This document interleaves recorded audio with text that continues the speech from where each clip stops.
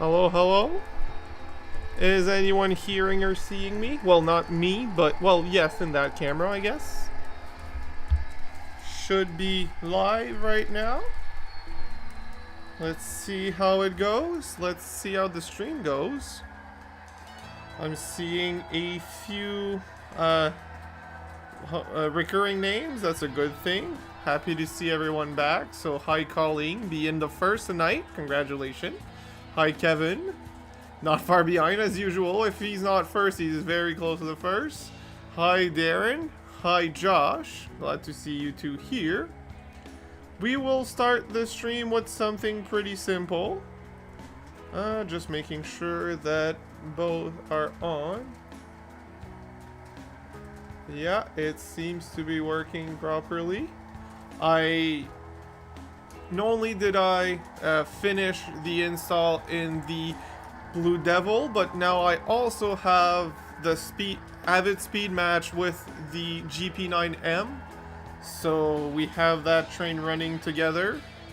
That's they're 20 pounds heavier. I'm guessing you had a great Christmas with lots of food. I think that was a lot of people's case, which is great. The camera seems to be good. I do have more angles, not for the layout, but for the overall stream.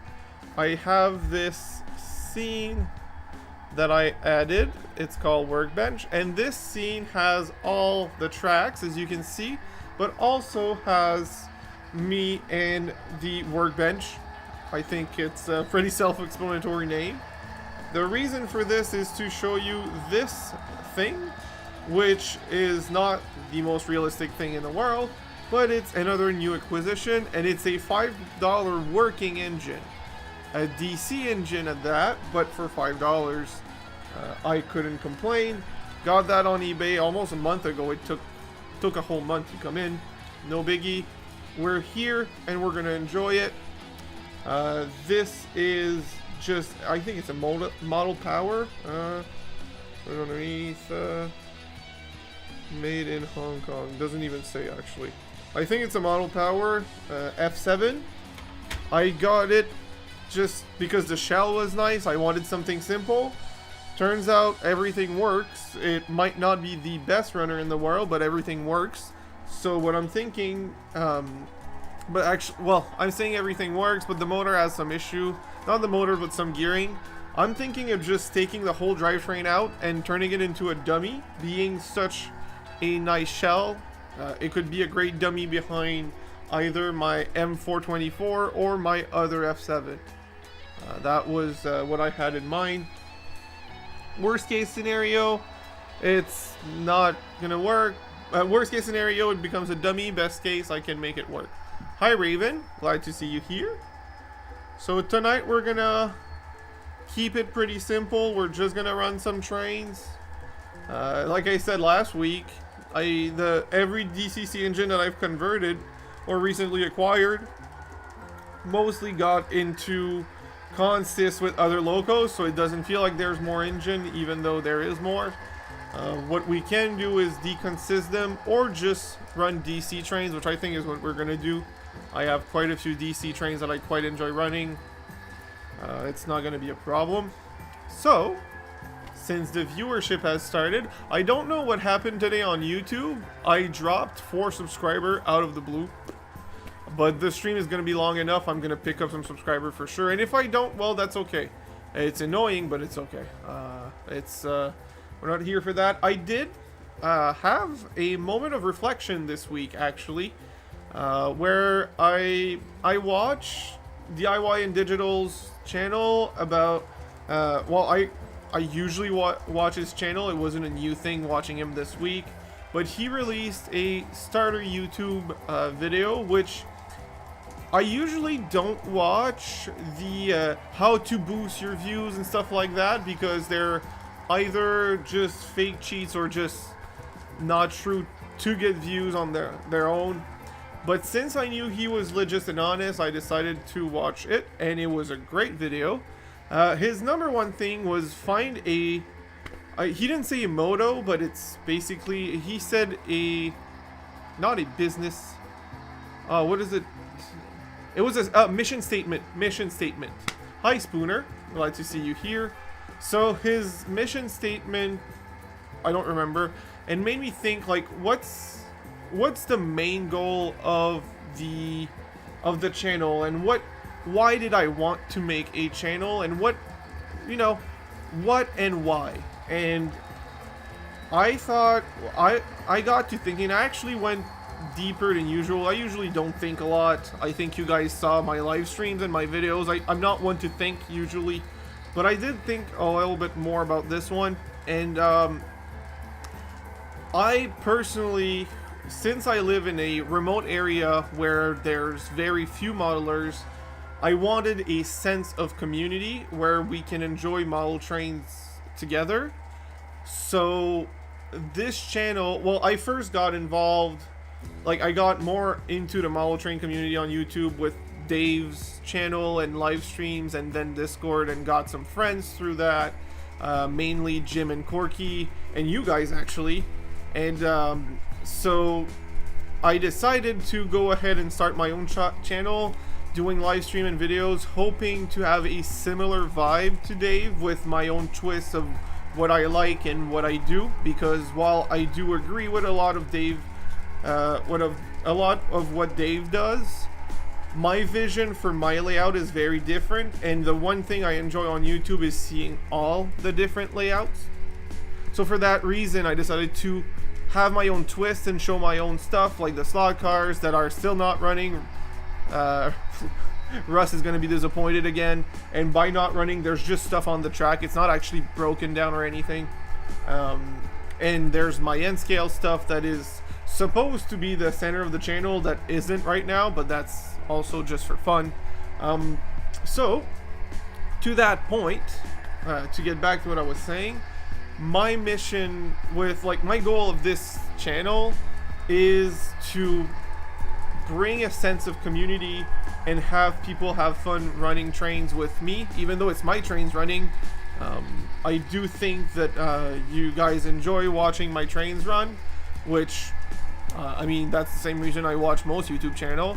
And I do like to help out by putting some videos of how I did stuff, but my channel is going to be mostly the live stream, and I haven't done in a while, but just running trains or operating videos, simply because that's what I like the most, both on YouTube and making. Right now it's our trains. Yeah, exactly. It's really sharing. I like sharing, Darren, like you said. I like sharing my stuff, but it's really the sense of community. Like, big channels have a lot of great stuff, but unfortunately, what's the DJ Khaled quote? Suffering from success or something. Once they get past a certain size, you lose that close friendship feeling. Hi, Kay. Nice, Norway. I'm in Canada. So that's what I really like, the sense of community where we help each other. We suggest. How many times do you guys have conversation in the chat? Like, as right now, you're all saying hi to Kay. I hope I'm saying your name right, and I'm apologizing right now if I'm not. So this sense of community is what I like, and helping each other. And then during the same week, this week has been a lot of thinking for the channel. Somehow I watched N-Scale Dystopia's channel. He did a 1 hour live stream. Great live stream. It was a short one. 1 hour goes by quick, honestly. And he was putting mock billboards and mock signs on his layout, and he asked us to put some stupid stuff in, like some funny stuff in the chat, and he wanted to print them and make signs out of them, which I suggested one, Dave suggested one, there was a few other that were suggested, all great suggestion. And then I remembered one of the first things that got me into Dave's channel was when he was painting his figurines, where people in the chat were choosing what it was and where to place it. And I'm thinking, if I want the channel to feel like a community thing and a fun thing, we need to have your guys' input, or more a touch of you guys on the layout. So I am not. I'm sorry I didn't put a live stream for Christmas, by the way, Darren. Greeting, Paul. So for that reason, I'm saying my New Year's resolution right now. Hi, Panuch, or Panuk. Will be to find a way to integrate something on the layout and have you guys decide. So let's say we do characters. I ask everyone in the chat one at a time to paint a character, and we put it, or put up a sign, a billboard.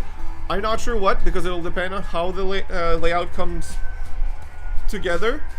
But I really want to include you guys and gals, not forgetting you, Colleen, into the layout somehow. You guys have been there for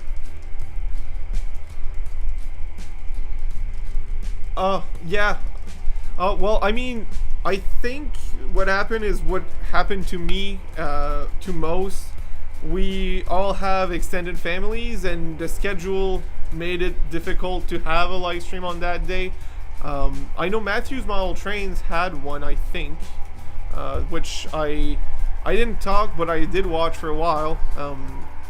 But yeah, so that was what I was thinking is figure out a way to include everyone in the chat that comes every week to my live stream to support me, somewhere represented on the layout. Either a billboard that they decide what it is, or a character that you put somewhere in the city, or paint colors for a building.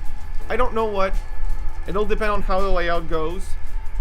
But I want to include everyone on the stream somehow on the layout. I think that would be my best way to include every one of you, and to make it feel more like a community, or not necessarily a model train club, because it's still my layout, but at least as you guys or gals are part of this this layout somehow, right?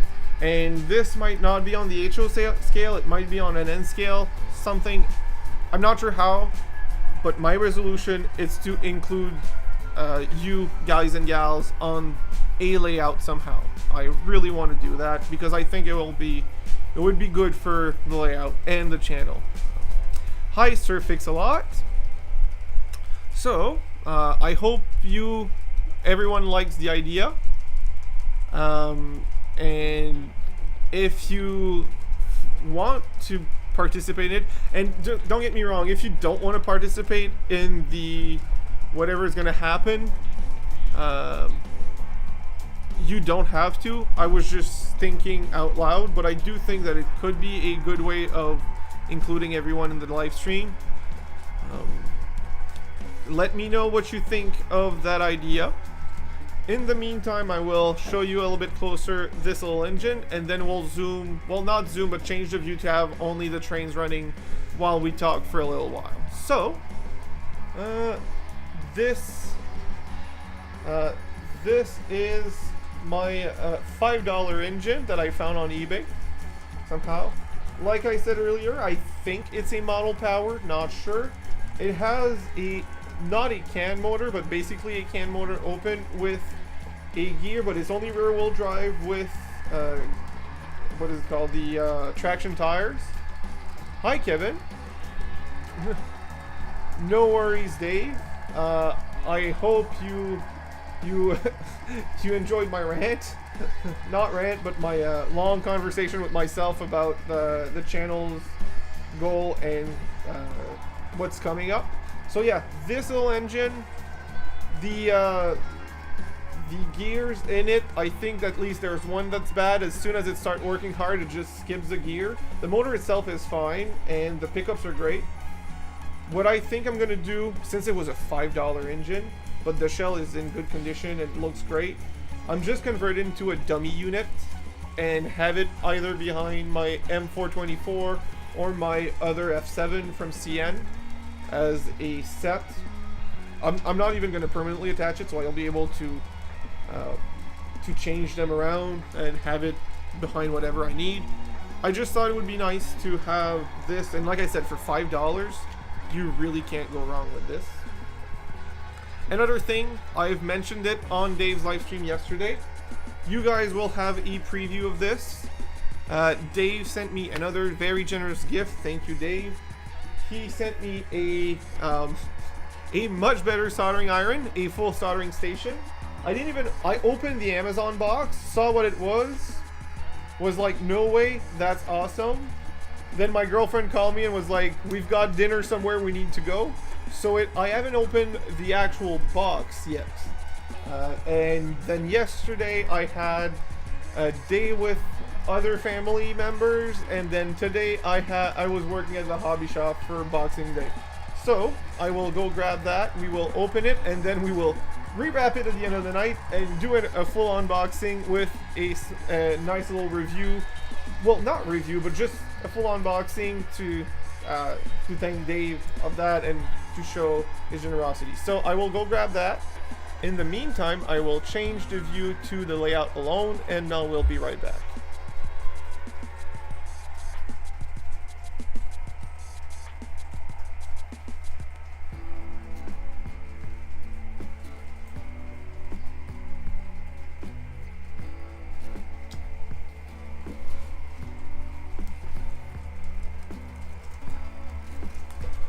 In Norway, Kai says, in Norway, HO is the standard, 90% drive HO scale here. That's quite nice.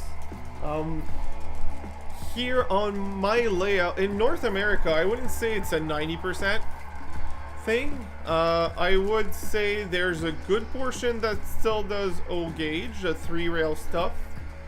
But it's really expensive, so it's more of an exclusive thing.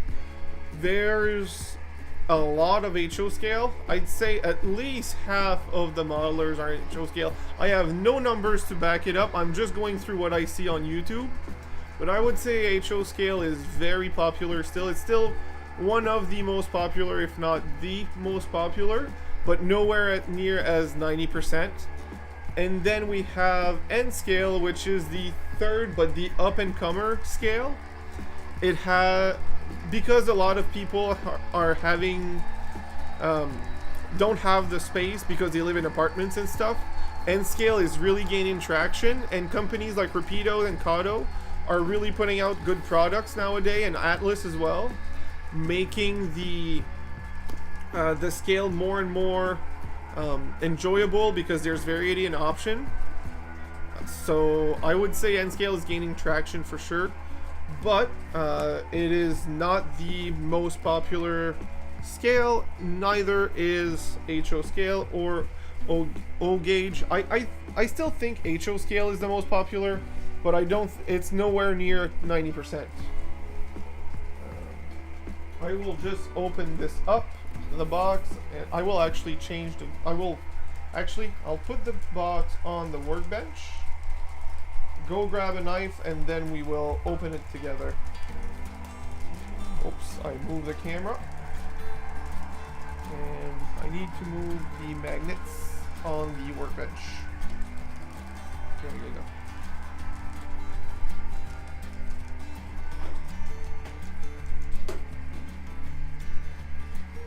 Alright, so let's change the cameras again. Workbench. And I don't have a way to zoom out, unfortunately, because that camera is just very zoomed in. I'm going to have my N mixed in somehow. Yeah, I mean, N scale is, like I said, gaining a lot of traction and gaining a lot of people. So this is the famous set.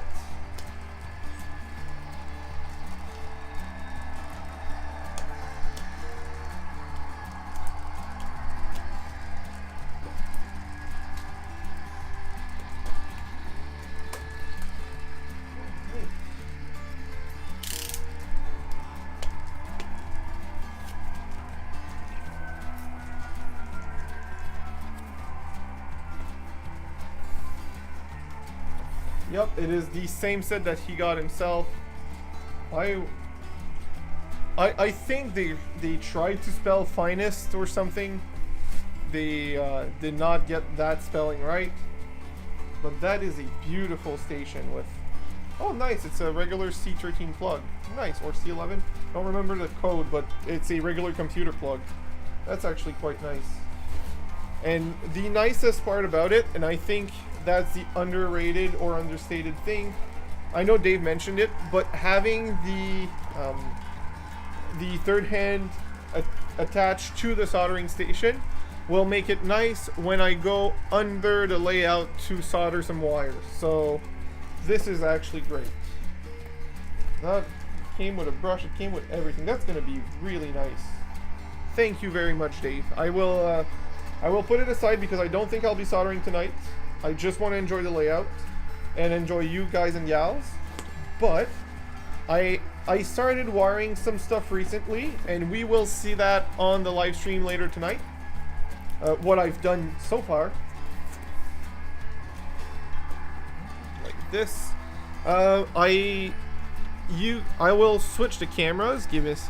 Hi, Rouser, by the way. I'm sorry if I'm not super active in the chat. I'm trying to follow at the same time. So this camera that is not properly angled anymore somehow. What did I... Oh, it goes over. That's why. There you go.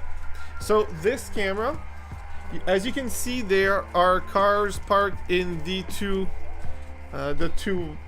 rail yards, I guess, the two spurs, or these two tracks.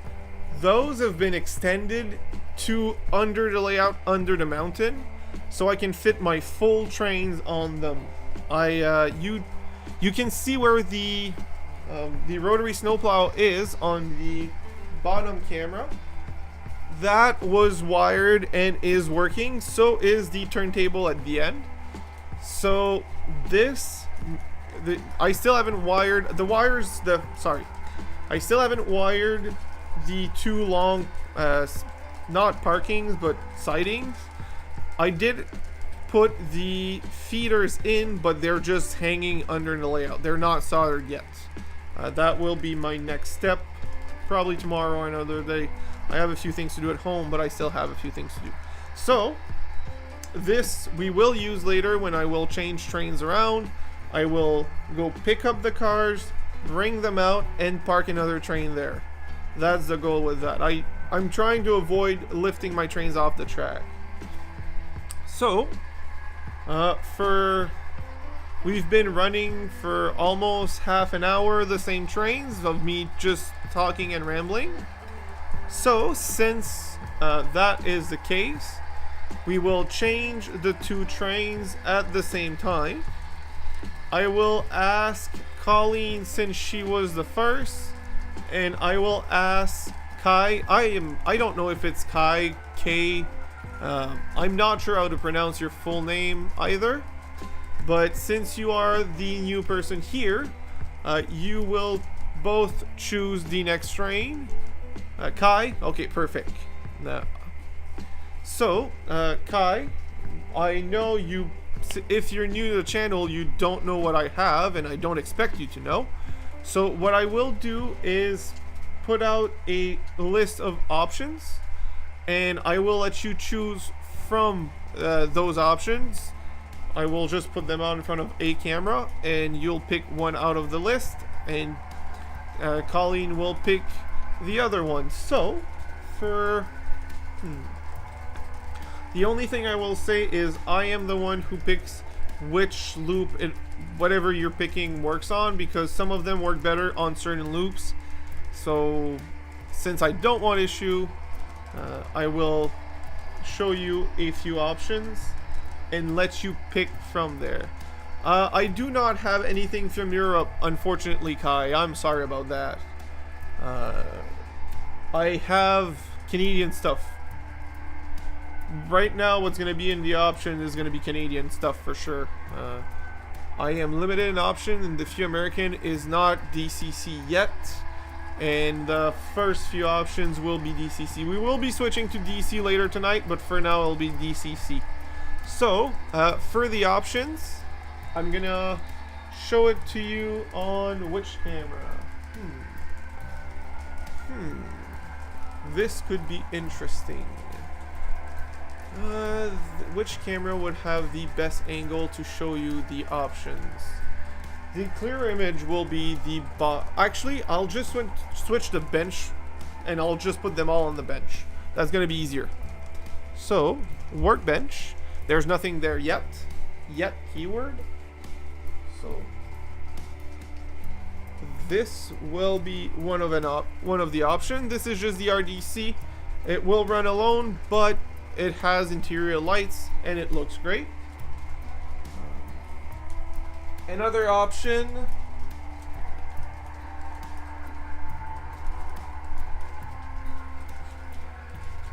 This is a set. This loco and this loco run together as a consist. So that's an option as well. I'm trying to put them both in camera. I don't want to stack them, but these are an option. I do not have a big boy. Do you want something with steam? Because I do have a passenger train with a steam engine. I can show you a steam engine. The flex arms on my workbench. So you want steam? Okay, I will show you the steam engine, but unfortunately that's the only option I have for right now. So I will just move them out of the way, and I will answer to browser afterwards.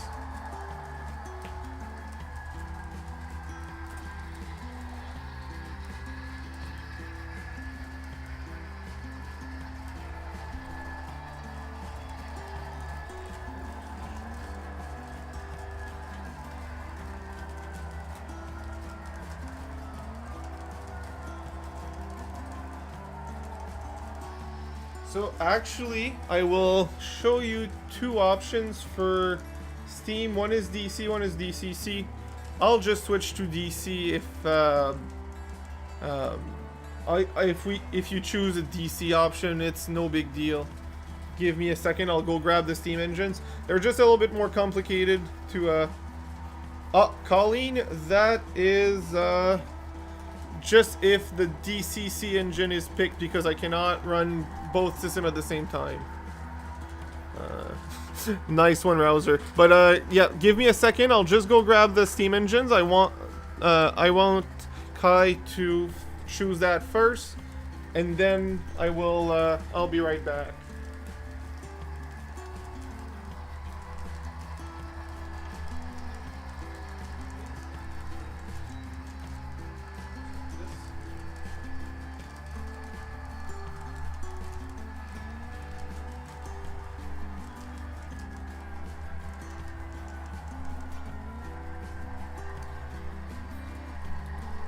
So this is my DC option. Give me a second, I'm just fixing the camera. It has a tender with it, don't worry about it. I will go grab the DCC option now.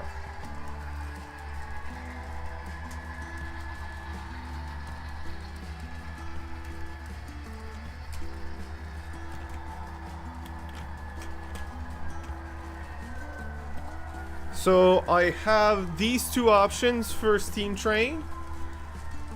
Which one do you prefer? The 464 CN or the 484 Union Pacific? Top or bottom, basically. And don't mind the crack here, it got damage in shipping, unfortunately. 806 is good, perfect. We will run DC then. So unfortunately, Colleen, we will have to pick another option for you. But I do have options that you may like. Hi Josh, give me a second. So we will park stuff out of the way, and we will put the Union Pacific loco on the track. So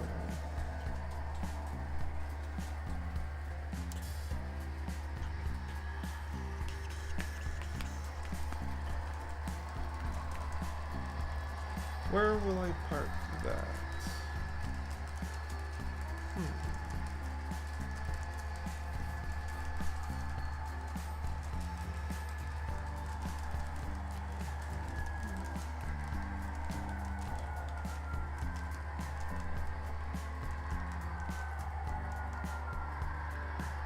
this should stop there.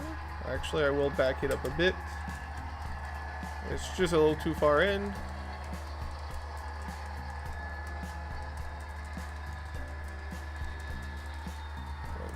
so. There you go. No, 908.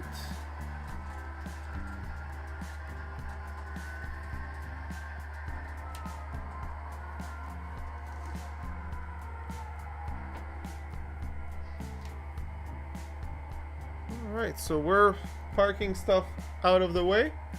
Oh, just a little too far. Just a little too far.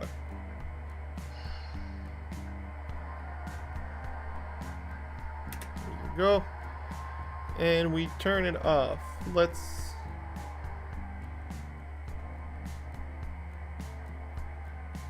have the sound shut down first. There you go.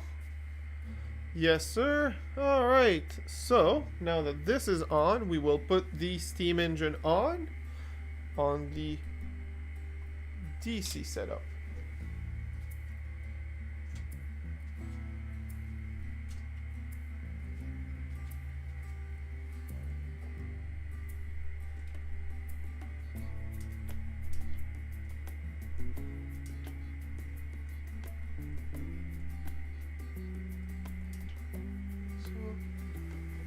Light needs a lampshade. Yeah, it does. Alright, so let's put the steam engine on. And let's flip the turnout so it doesn't hit anything. Let's run it this way. Just give me a second. I still have to answer Rouser, by the way. I didn't forget about you. Okay, that was the wrong way around, but we don't talk about that.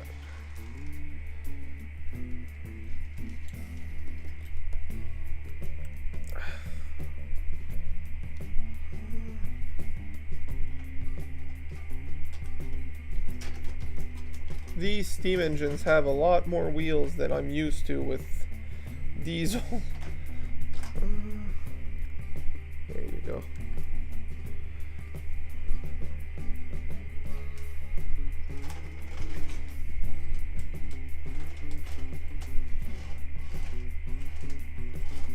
Alright, that's on. Now the tender, and let's not forget that this is not just a steam engine. This is one with a smoke unit. So let's put a bit of smoke fluid in it. Do not expect much smoke because I will be running on DC at a not so fast speed. But you can always hope for some.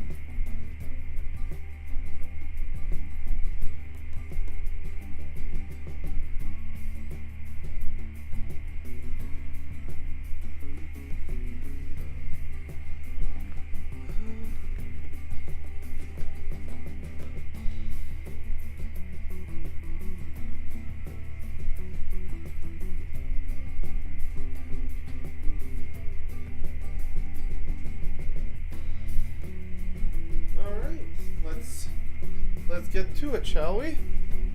Let's have her run a few laps and see how it goes.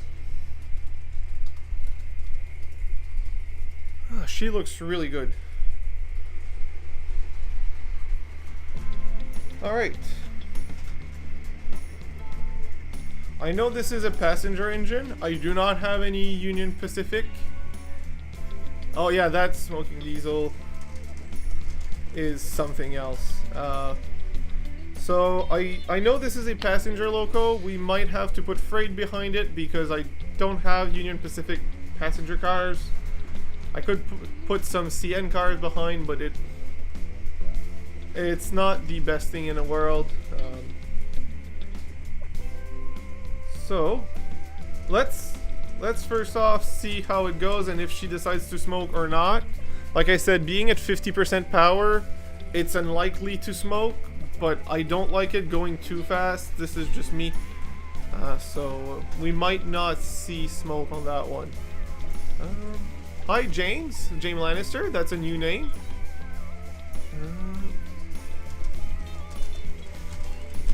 So, for now, Colleen, I did not forget about you either.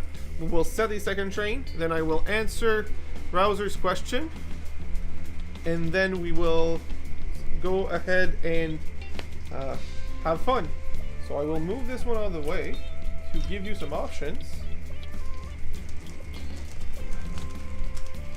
Here. James, stay around for a little longer. You will get to pick a train later. So,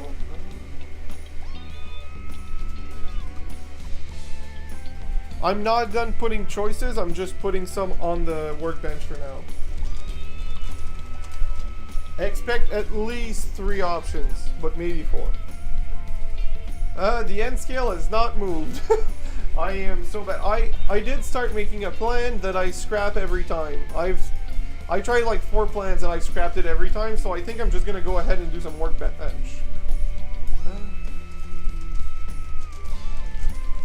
Perfect, James. I mean, what I do for choices is I put some options on the workbench and let you pick from that list, so it's easier. But it's up to you. If you want to participate, you're free to do so, but if you don't, you're not forced. Just letting you know.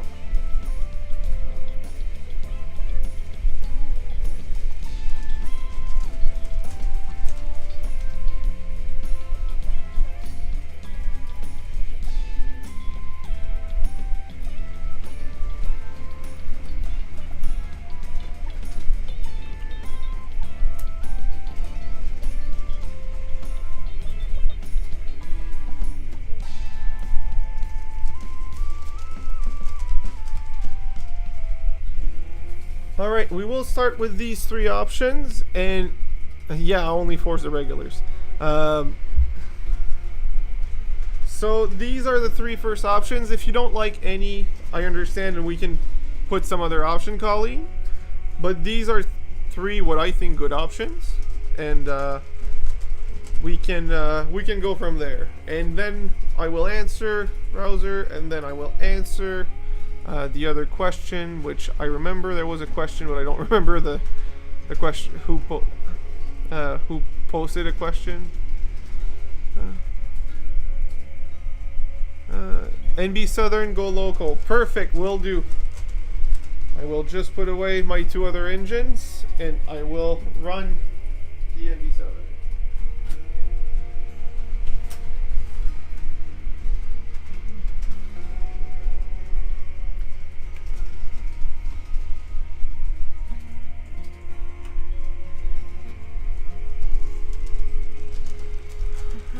Let's stop this so I can put them both on.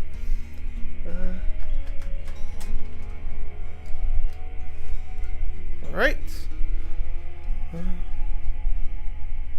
I will move out of the way so you can see them both very well.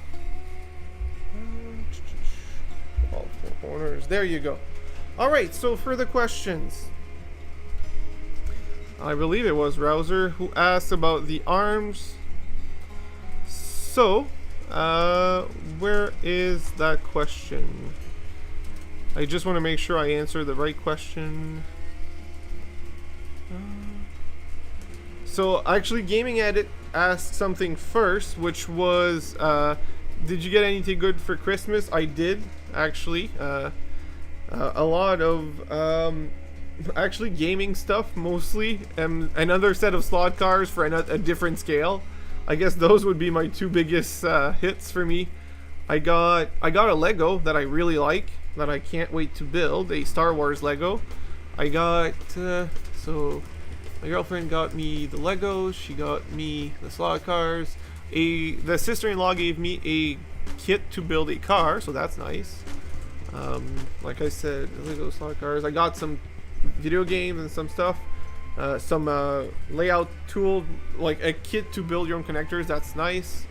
The question for the... Oh, yeah. The flex arms on my workbench. Those are just arms with clips so I can hold my wires to solder stuff. So I will just show them workbench. If you're talking about these arms, these have clips on them that I can use to hold the wires while I solder. So that's the point of these. They're simple, but they work great.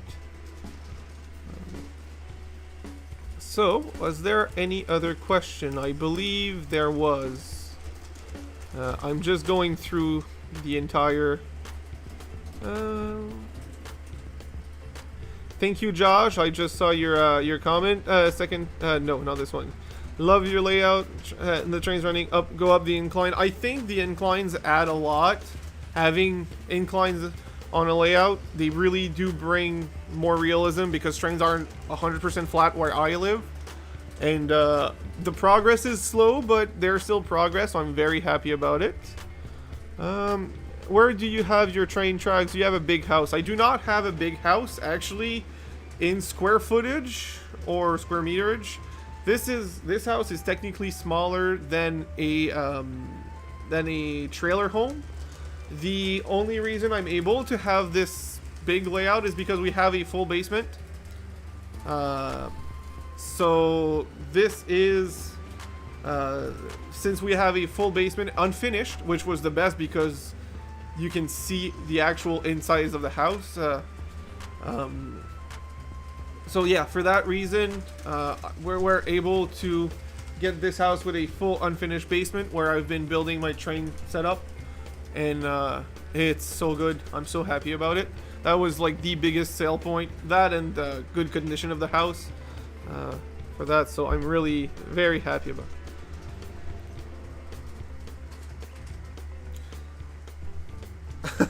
Nice one, Colleen. So yeah, technically the arms aren't an idea. So this is the workbench. The wood part is what's the actual workbench. I will just go back to it. If I'm gonna try to see if I can zoom out a bit by physically. This plate at the bottom is actually a metal plate, and it's a kit that comes with all these magnets, some spike magnets to put stuff on, and a light that I actually use a lot that also has a magnifying glass integrated.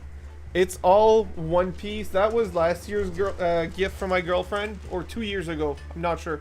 Either last year or 2 years ago. It's a whole kit, and it was one of the best things I've ever gotten. So happy with it. Super useful. Like I said, it came with 4 arms, 2 long, 2 shorts. These little pins that either can hold stuff by the sides or... So the base is metal and every single arm is magnetic, but just really strong magnets, so it's hard to take out. But that's how it works. So since it's all magnets, I can move them around as I want. The only thing that's not able to move is the arms that's holding the camera, actually. So that's a really cool thing to have. I really recommend if you're doing any sort of electronics, not just model trains. This little plate, I'm gonna check if I can find it on Amazon. Like I said, it's at least a year old, maybe 2, but it's a really useful tool for anyone who does electronics. Give me a second. I will find third arm station. I don't even know what's the name for that. So there are a lot of options out there. There are some simpler ones and some more advanced ones. I don't see the ones I have, but there's quite a few. I will send you guys 2 options from Amazon Canada. Didn't try either of them because those are not the ones that I have. But they're, I don't even know the brands. It's a Chinese brand from Amazon. Of course, the URL from Amazon is 10 feet long. Give me a second. I need to erase all the junk they put in their URL. I hate when Amazon does that.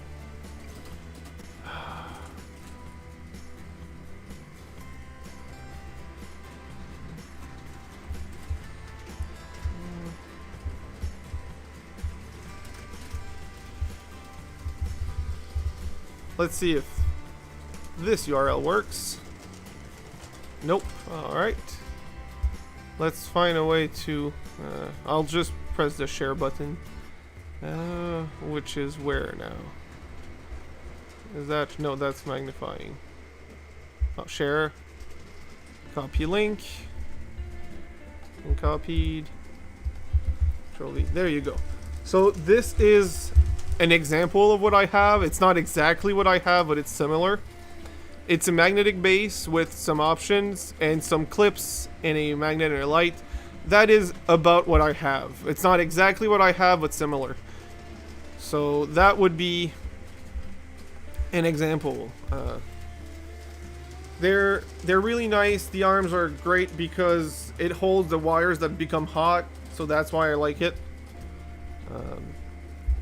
If you do any electronics, something like that is maybe not a must, but close.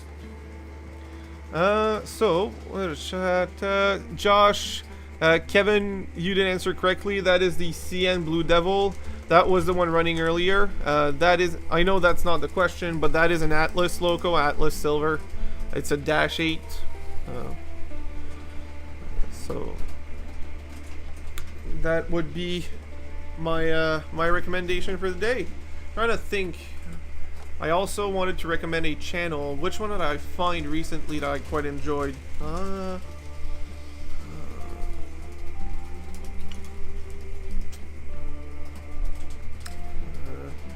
I did find a channel recently and I enjoyed. Oh boy. And also there's a viewer, I think he's here. I need to look through.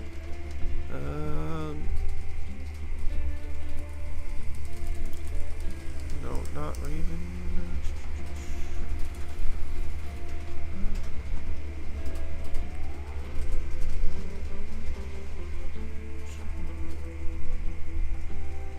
Why can't I find... Oh, Spooner, right there. Spooner, are you still here? Is it you? I believe it's you. Copy. Open channel. I just want to verify. Go to channel.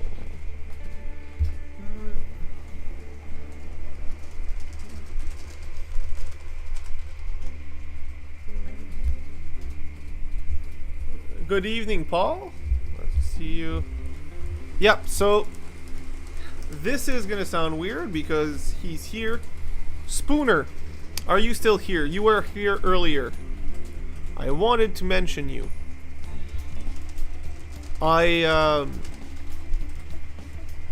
Is Spooner still here? Don't wanna... Spooner. I can tag him in here. Alright. So, Spooner. I watched a while back, and I recently rewatched your Halloween stream special. You should do more of those. I really like your N-scale layout. If you should, you could also film a regular video of a layout tour. That Halloween special layout was beautiful. Just saying. So that is all. I just wanted to point out Spooner's channel. But yeah, so that would be my updates for me. I realized I never put any freight or passenger cars behind any of my logos. Do you guys want me to stop them and put freight behind them? It's our channel, as Browser said, and nice, Paul. So his layout is not a Halloween layout. He did a Halloween special live stream, but his layout was a regular layout. I just thought that the camera angle he put in that section looked beautiful and was actually inspiring for me. So I just wanted to point it out and give him a shout out if he's here. If he's not here, well, he still got a shout out. I will put some freight behind. What can I put behind those that's not too heavy? Because the steamer is not super strong, and the NB Southern, well, has an incline as alone.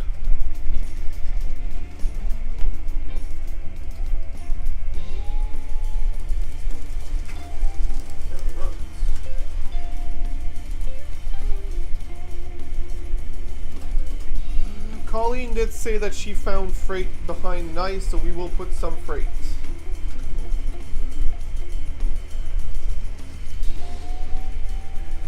Oh, right. Other good news. I did fix the two hoppers that I bought. So those are fixed. I will be putting more than one piece of freight, by the way. I just have that in hand and thinking what else I can put behind. But yeah, good news. The two hoppers that were problematic last stream, they are fixed now. So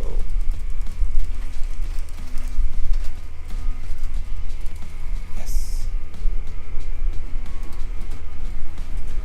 I got 2 engine for Christmas. Was Chattanooga Steam. That is a great. And the Spirit of 1776 Seaboard Coastline. Those are great engines you got there. I'm happy for you. That's a genuinely nice gift you got.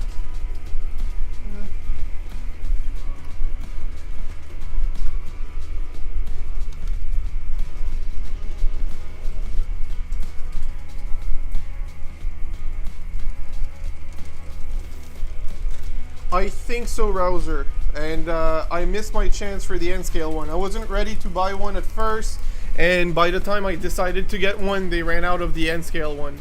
They still have, the Canadian site still has a few HO ones, but I wanted the N-scale one because money-wise it was the one most worth it. And I have more than enough rolling stock in HO scale. Even though I have more in N-scale, I don't think I have enough because I like my N-scale a lot.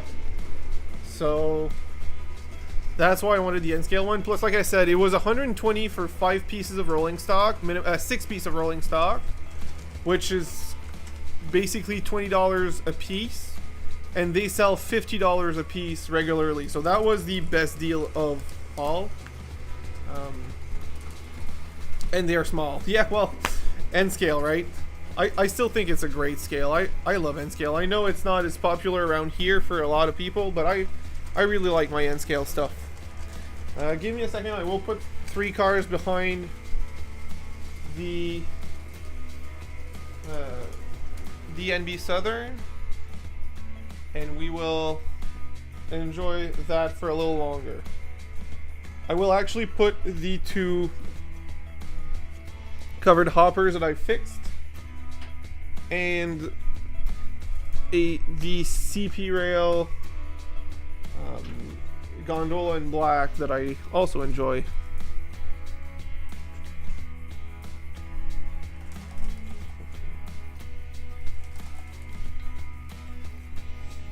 I just want to enjoy my time with you guys.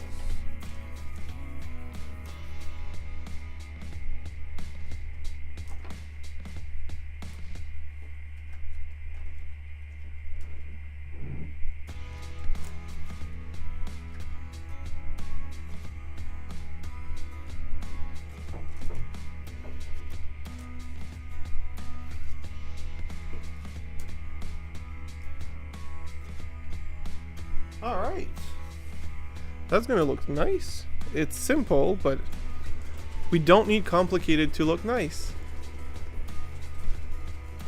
Thank you, Kevin. Yeah, those are both HO scale, which, well, there's nothing wrong with it. I wanted the N scale one, so unfortunately that's where that's gonna be a no-go for me.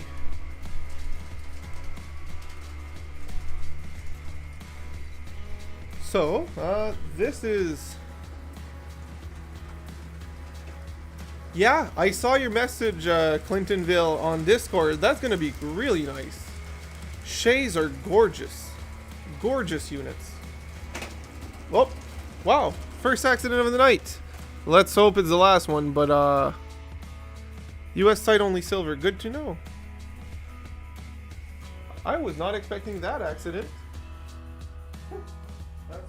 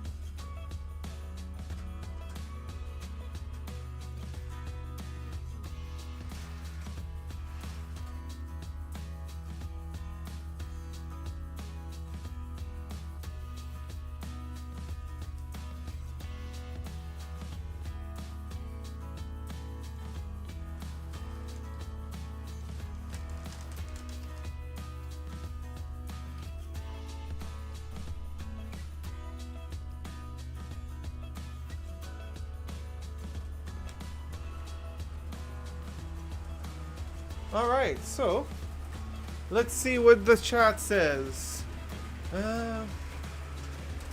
My sister and her fiance were in town for the holidays. They got to see my HO scale layout for the first time. The next day went out and bought a Kato N scale starter set. Yeah, they bought the good stuff. So joking aside, I'm not talking about N scale. The Kato starter set is such a nicer and higher end set than the Bachmann ones. Bachmann still does some good stuff, but nothing comes close to what what Kato does. And the unfortunate thing is they only do one set in HO scale, and it's pretty hard. It's harder, not pretty hard, but it's harder to get than the N scale ones. So I'm very glad that they did, and I hope they enjoy it. I know for a fact that at least being a Kato set, it'll be a good runner and a non-problematic system. That is a great start for them. The Kato starter sets are all DC, but their DC controller is better, much better quality than the Bachmann ones. So, I saw another question. Just give me a second. Kai, what DCC system do you have in? Are you using Windows software for your trains too? The answer to that is I have the Digitrax Zephyr Express system, or also known as the DCS52. Great little system, would highly recommend. It has a few advantages, including a USB port, so that I don't have to, but I can use a computer to control stuff. I do have Windows, but I've tried it and works successfully with Linux as well, which is free and great. I'm using Linux for my streaming laptop, and it works great when it works, 95% of the time. So I do have my computer plugged into my controller, but not always plugged in, and right now it's not even plugged in. The reason I use it is sometimes I want to use my phone to control my DCC trains. So I use my computer to send the signal over the internet, well, over Wi-Fi. It's not public internet, it's just Wi-Fi, over my personal Wi-Fi. But if I don't want to, I don't have to, and I just use my Digitrax controller. I hope that answers your question, Kai. I answered that question. I was trying to push them to Kato direction. I'm glad they went that way. They set it up tonight and are already looking for expansion. Yep, that's how the addiction starts, Panuk. Is it Panuch or Panuk? My French is getting the best of me. If anyone... Yep. So Clintonville, I'm backing up today. Got some flex track and a piece of cork to connect the TT2 to the track or the TT power supply. Nice. I just saw a video Christmas. Nice. Perfect. Glad to know, Kai. I bought a Bachmann DCC mustache mic. I bought a Bachmann DCC starter set. I can't much for easy command other than it works, but BNSF unit that came with is very nice. So Bachmann, the DCC starter set is something, it's a different level of DCC stuff. I have 2 DCC engine from Bachmann, a new one and an old one. I will say the new one runs much smoother than the old one. The shells are great looking both. The command station is not bad, but it's very limited. Like their DCC command station that the Bachmann has, it's limited to 10 numbers. You can't renumber your locomotive past 9 units. It's it doesn't have all the sound functions and because of that, the Bachmann engines were great, but their their function setup is funky on other systems because it's primarily made for their command center. So as long as you keep the Bachmann setup together, it'll work great. But as soon as you try to expand to other stuff, you will feel limited with that command center. It works great otherwise. When I was saying it's not great, I was more talking about the DC stuff. Their DC controller works great. I'm using it for my N scale for the small one, and it works fine, but it's very low power and very basic. It doesn't even have an accessory output, right? It just does what it has to do, and it's like 2 locomotive maximum in N scale. So I cannot blame you for a DCC setup for $100. I did spend more money on mine, but I'm glad I did because I got everything that I wanted right away, right? If I didn't have anything and I got offered $100 for a new in-box Bachmann one, I probably would have bought it as well. Since that was not an option, and I got a really good sale on the Digitrack setup, I think I did the right choice for my system. It's pronounced Panuch. I don't remember. Okay, perfect. I said Panuch and it might be Panook. Oh my god. Merry Christmas to you too, Gorzath.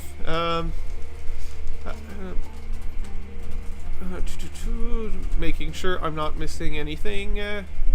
So Gorzath is in the house. I am enjoying it. I've been busy, but I am enjoying it. I hope you guys are enjoying the stream so far. Let me know. So, since I paid 169 USD for my DS52, I did 159 for the DT602. Correct me if I'm wrong, Clintonville. The DT602 is a controller that you plugged into the DCS52. I may be wrong, so don't quote me on that. Anyone? I'm asking. The reason I'm saying that is just so I understand what I'm saying. I got my DCS52 correct. It gives you 2 more controls. Yeah, that makes sense. So I'm an IT guy. I have more computers than I should at home. Half of them aren't even powered on. I could buy the DT602 to have 2 more controllers, but since I had a computer right there that I can just turn on and use, that was free for me. Yes, I can and I will actually. Josh, right after we will change the engines in a few minutes and we will run that and something else afterwards. Well, not afterward, together.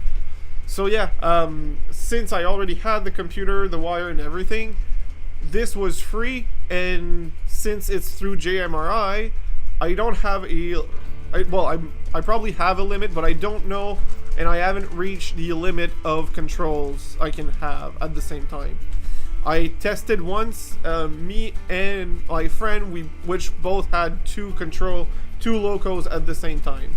So I haven't hit a limit yet, plus a 5th one on the controller. I haven't hit a limit yet, doesn't mean it's not near a limit, but for a $0 upgrade, it was absolutely worth it. That's actually why I wanted the USB port.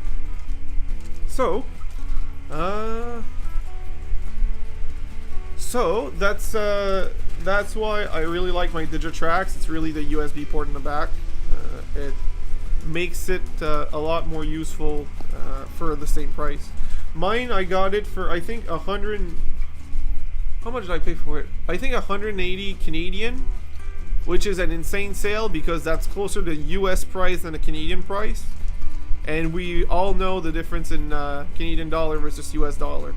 It was a clearance or something. It was the store wanted to clear some stock and had them in the back, so they just sold it for very cheap. Very happy with it.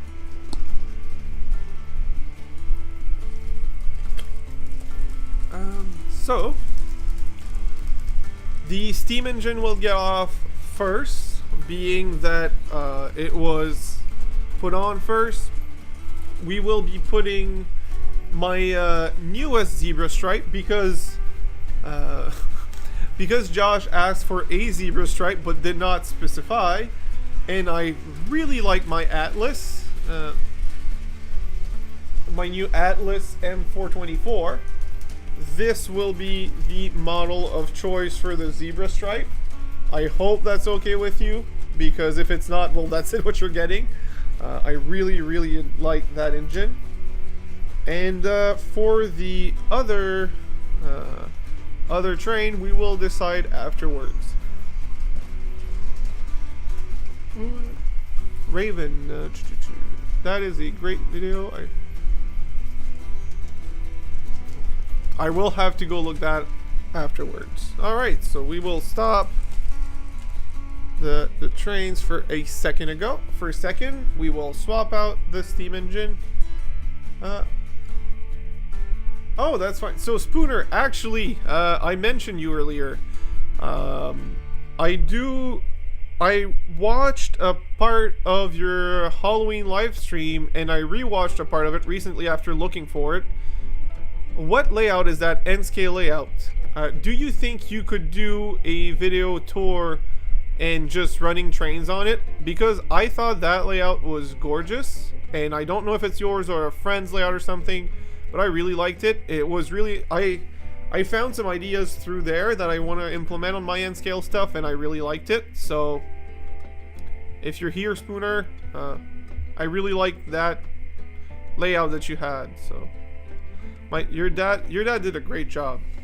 So I will change the loco and the cars.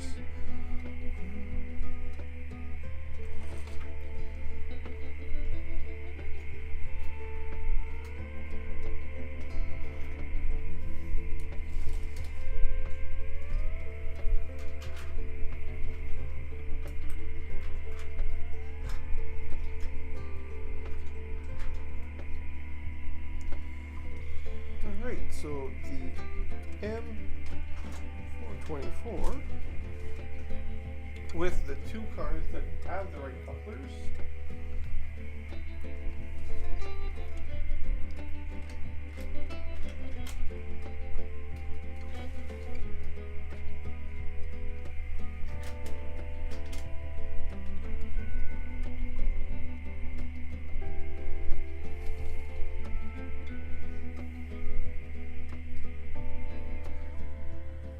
Alright, so that one's on, and then we will change the other loco in a few minutes. I will ask watching him.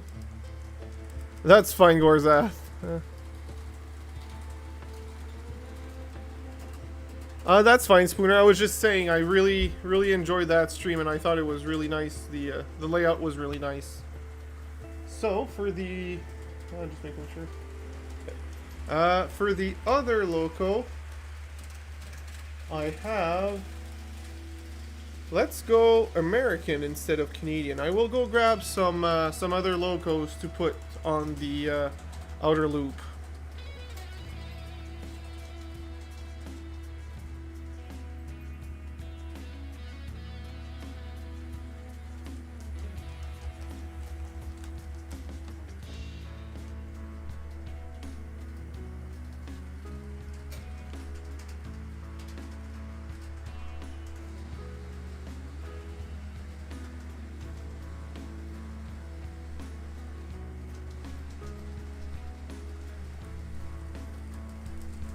So, who... What was the name of the other new person that I wanted them to choose a loco? So... I am so bad with names, so don't take it personal. I will have to see your name a lot to remember it, and it's nothing against you personally, it's just I'm just bad with names.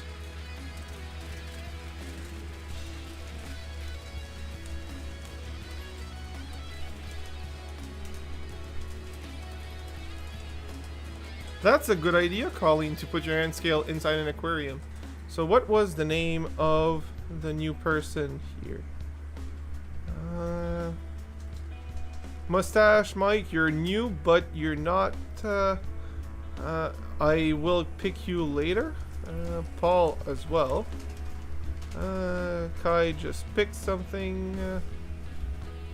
I'm seeing some new names and I'm really happy. I'm glad you guys are joining a...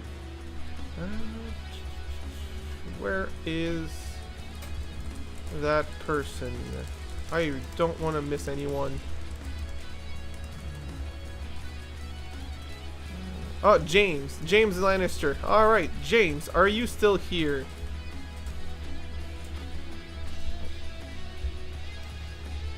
Oh, the arms are in the way.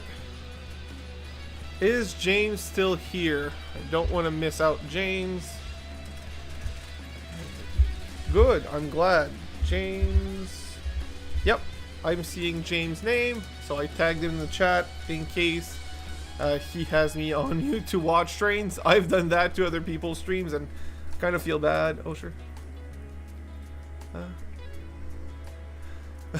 So, Mustache Mike, this is the order that you popped in, not the order of favoritism or something, or basketball skill level. So I'm just going with the order of people that joined. Submitting playing with us. Nice one, Dave. So if James doesn't answer soon, we will just go to the next person. Which, all right. So who came first between Mustache Mike and Paul? Now that is.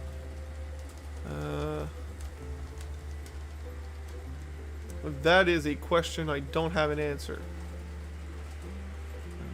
Also, speaking of kitties, Colleen, my previous cat, when I lived in a small apartment and had only my N scale stuff, at first wanted to play with them, but once she was past 3 or 4, I could introduce her slowly and like run them really slowly.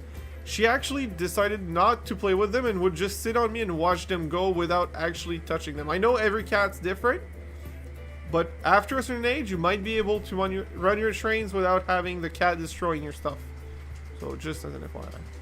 Alright, so since James did not answer, I will go either Paul or Mustache Mike. Who would be the first one? Does anyone here remember who came in first in between in the chat? I don't want to skip anyone.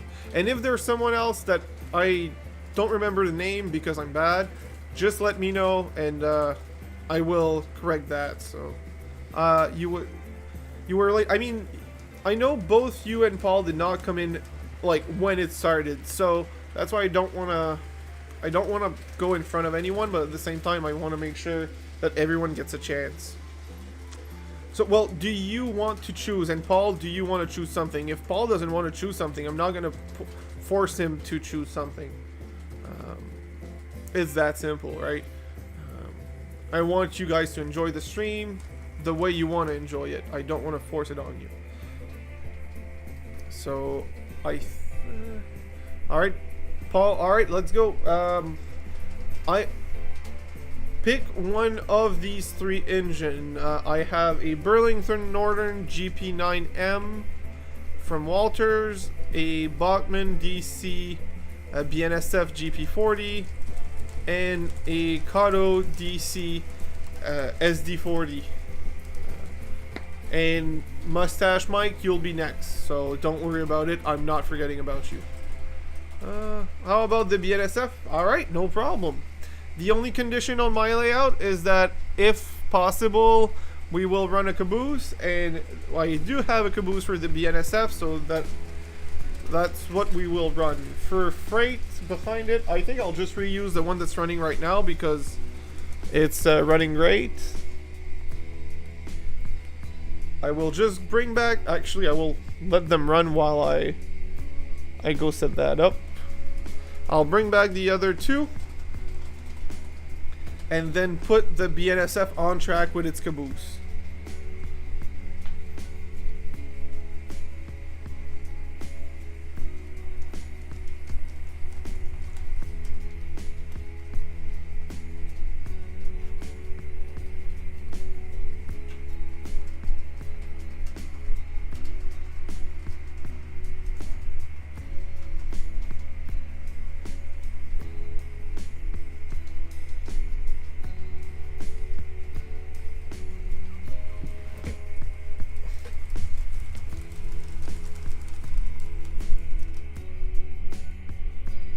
Alright, this is just a simple caboose, but it works great as a caboose.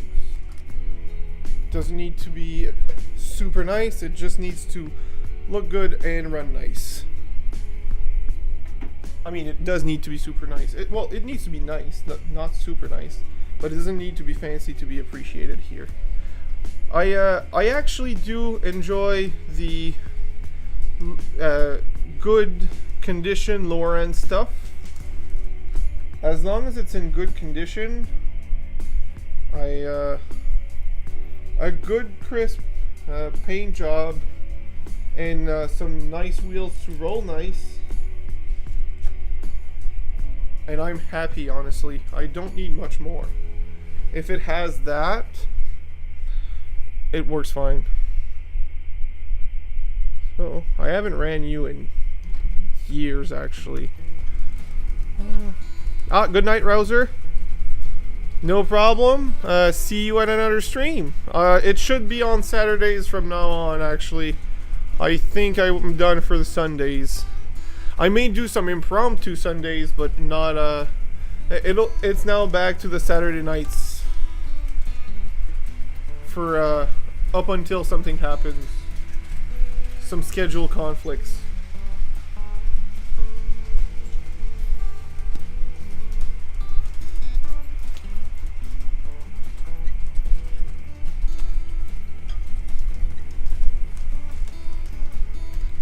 So I'm just making sure that it goes up the hill. It shouldn't be a problem, but I'm just confirming.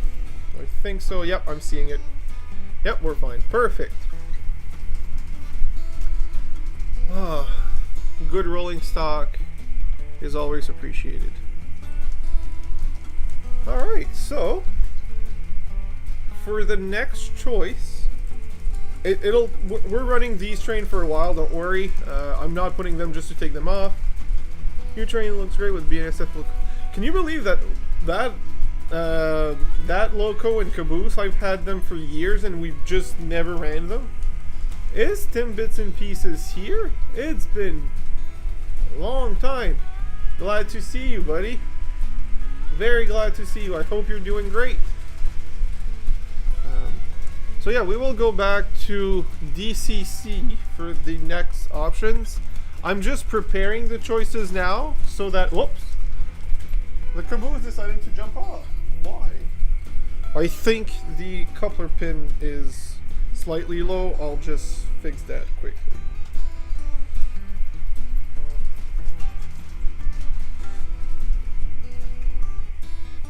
So yeah, I've had it for a while and we just never use it.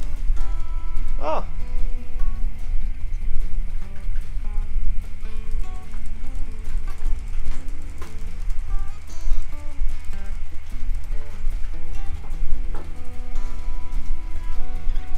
Give me a second, people. I am fixing the caboose strip pin that's getting caught on the turnouts. And by fixing, I mean bending up so that it slides on.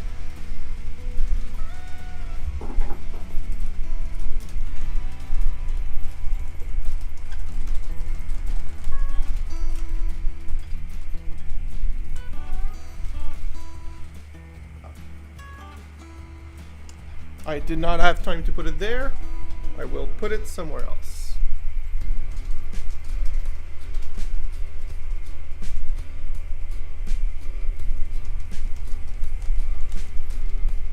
He's watching this from tomorrow.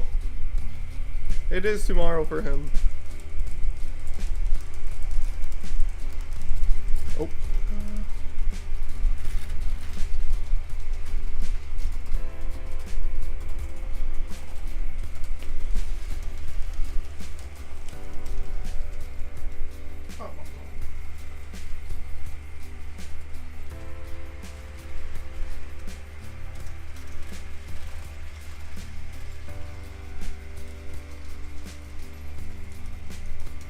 So yeah, as I was saying, Colleen, that Loco and Caboose, we just never ran them, but I've had them for years.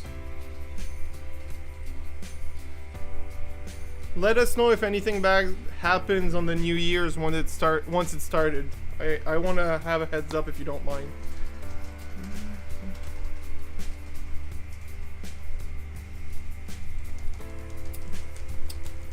They're the treat that everyone brings every time there's a gathering. That's how I describe them the best.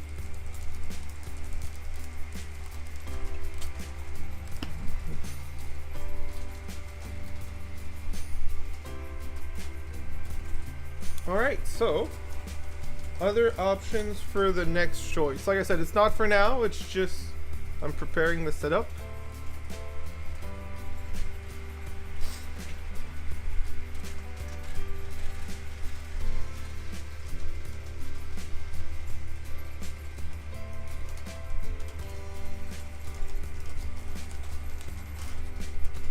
Derailed again. Curious. Then it's not the coupler.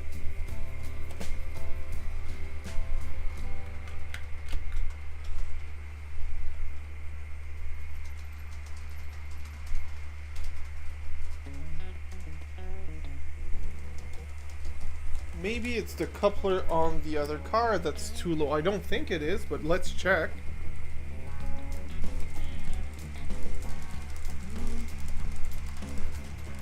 No, not at all. Huh, why is it derailing there? Oh.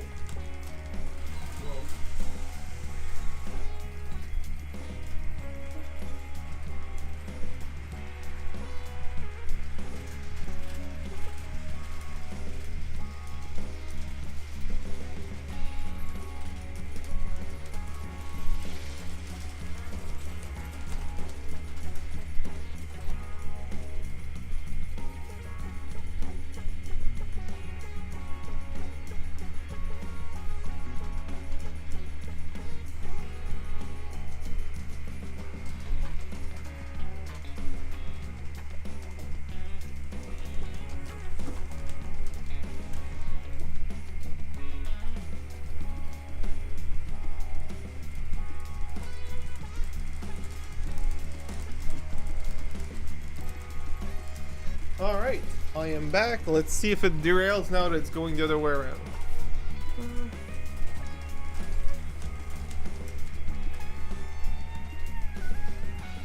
Hi, Susan. Yeah, Susan. Hi, hello, Susan.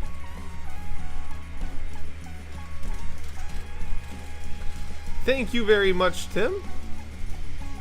I've been working at it. There's some nicer sections than other. I think the mountain's the nicest part, the top left corner.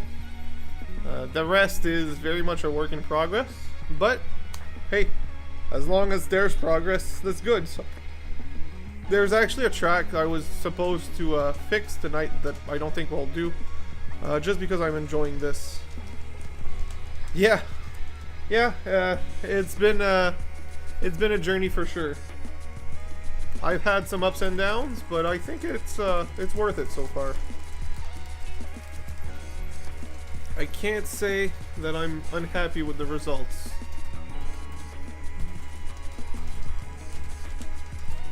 Alright, so it is not time to change, but it is time to start thinking about the change. And I will put one more option. Let's see. What are the two engines next to me? The green and the gray. So next to me, green and gray. The green one is the NB Southern, I think. So I'm just making sure. When you say next to me, oh, the steam engines. Oh, right, they're in front of me on my angle. You missed the gray one running earlier. These are my two steam engines, Susan.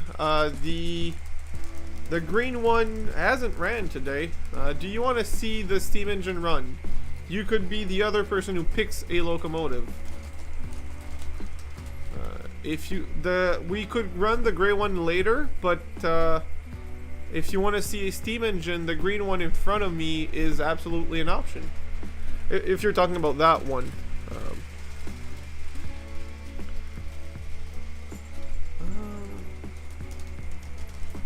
So I will put one more option as well.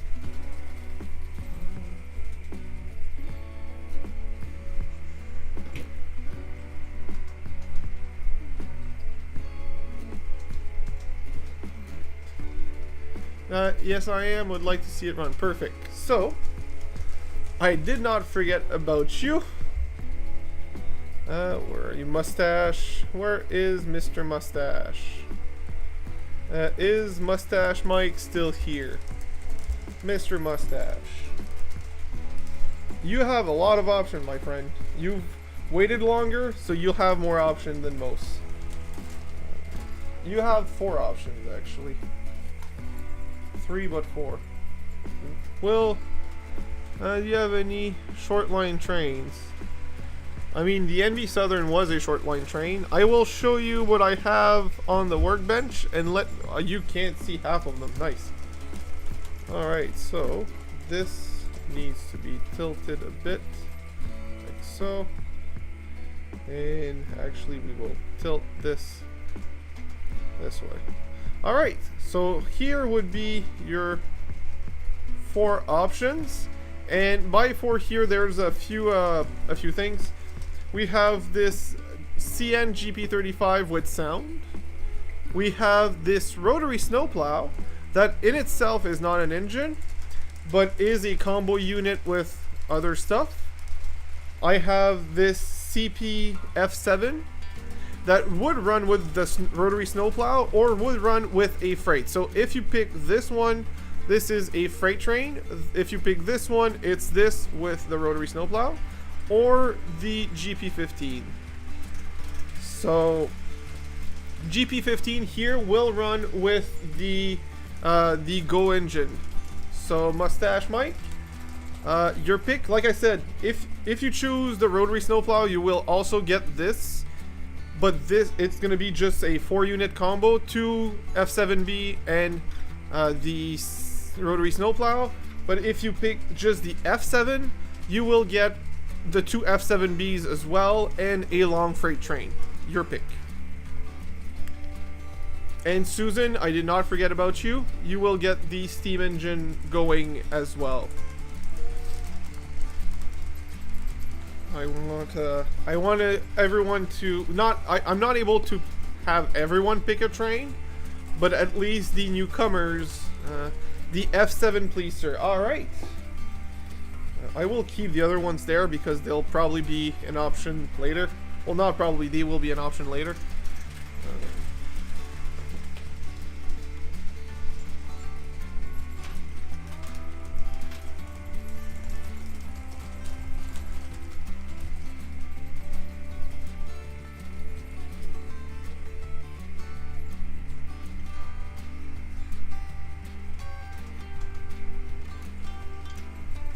Alright, we will... good night, Raven. Raven, no problem. Have a good one. Thank you for coming. Hi, Cub. Wow, one comes in, one goes out, with the other one comes in. Nice, so all 4 corners. Now we will stop the trains. Because I'm switching from DC to DCC, I will have to remove both at the same time. So I will prepare the train. Are you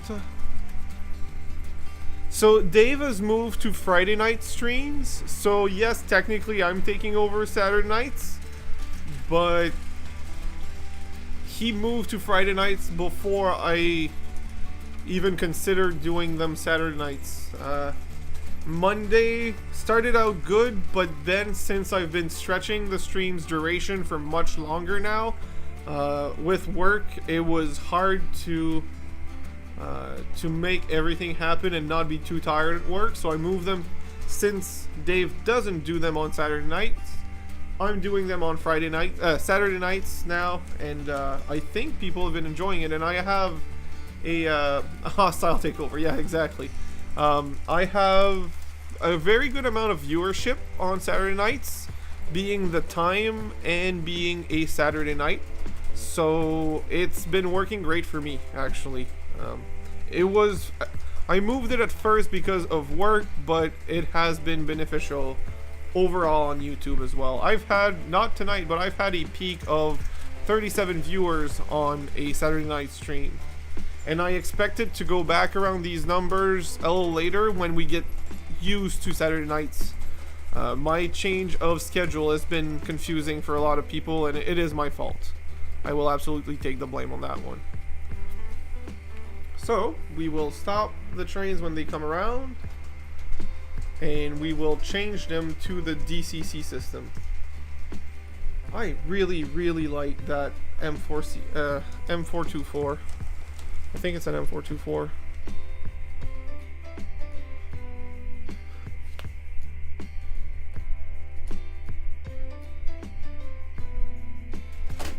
You didn't see that.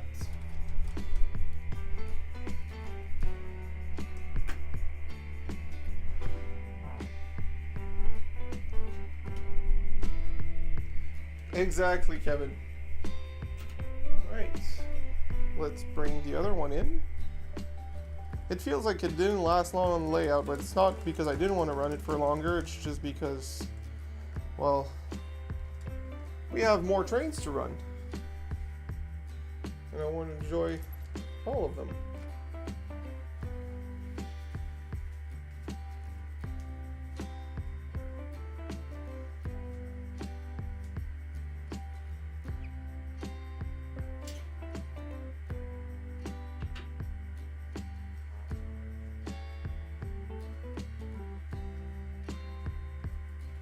Alright, so we said the steam engine on the inside and the F7 on the outside.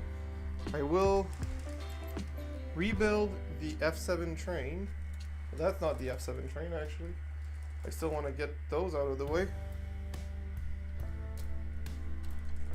I didn't build this yard not to use it. I'm going to use the yard.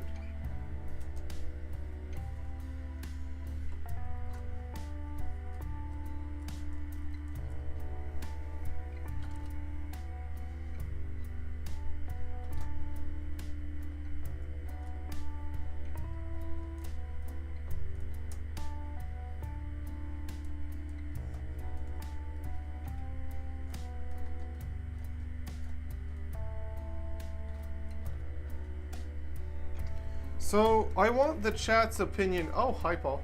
Oh, we're already there. Sorry.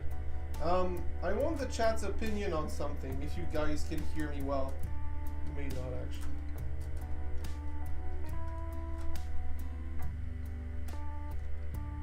Come on, get on.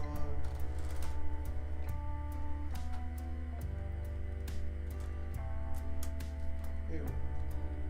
Why is it so difficult? There you go. Alright. Everything's in the yard. Perfect. Alright, let's do what I intended to do with this layout. More dispatch. 40, 30. Pick up. Nope, that's the wrong.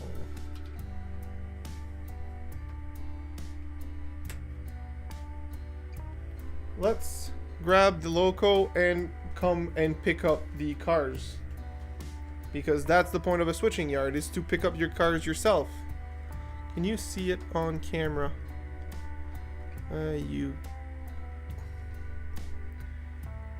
You barely could. All right.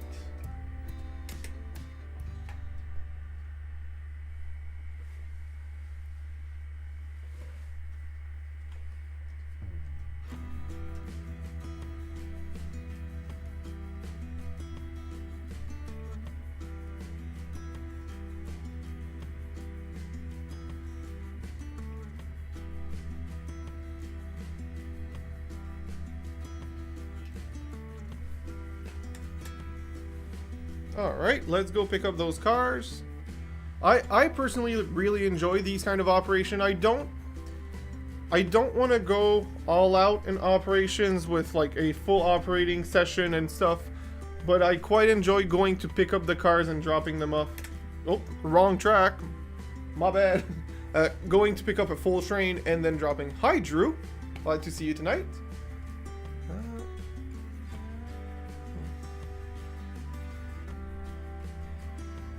Don't worry anyways, they're going to run for a little while. I'm not just running them for a lap or two. They're going to run for actually quite a few laps. Let's have the steamer go the other direction afterwards.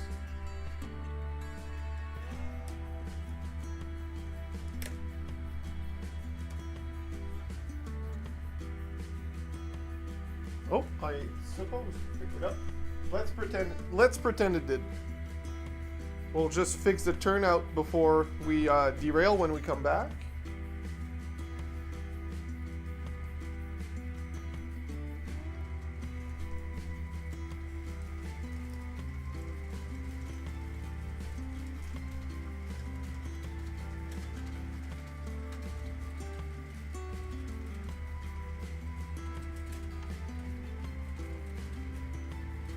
Turnout is fixed.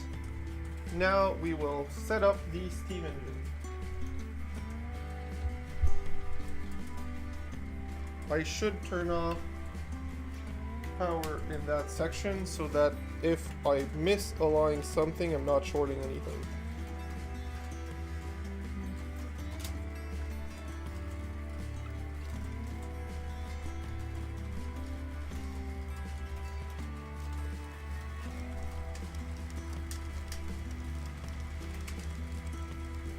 I think everything's on the track. I will wait for the train to pass to verify that.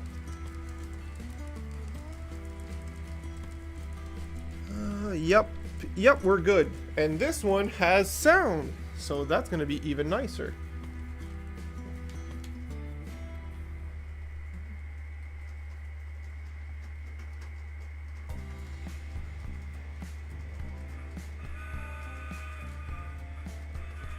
Alright, Tim, happy to see you here. We'll see you at another stream. Thank you very much, Paul. I do enjoy my long freights.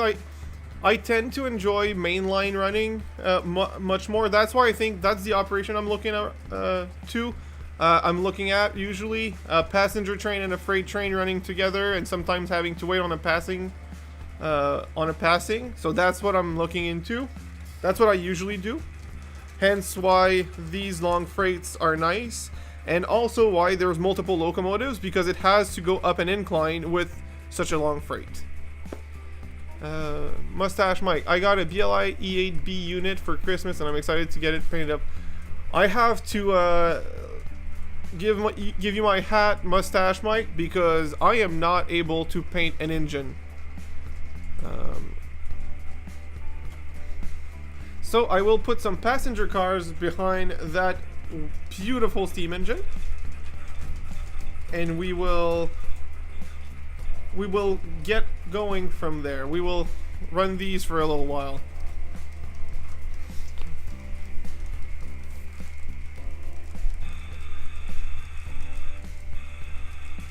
I do not remember if I fixed the green passenger car for the CN. I know the other ones are, but I don't remember this one.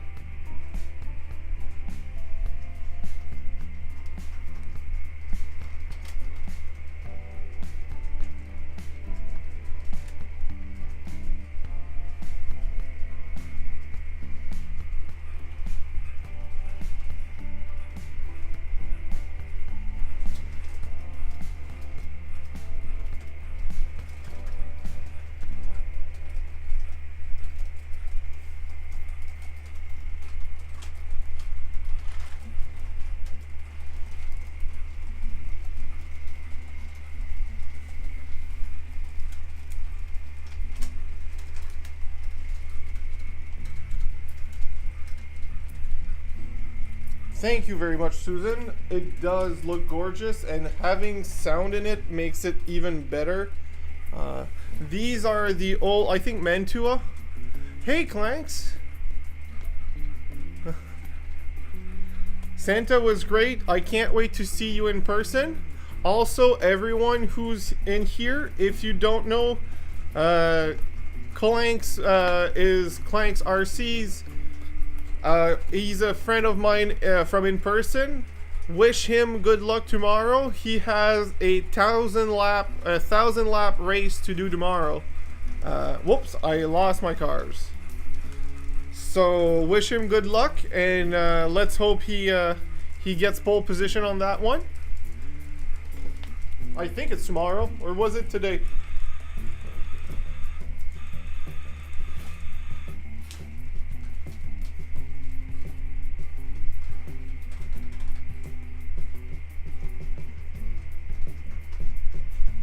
So I did not fix the green one, apparently. That will be on my fix it later list. But it's okay, we can still run the rest of the train because I know that for a fact the rest of the train works.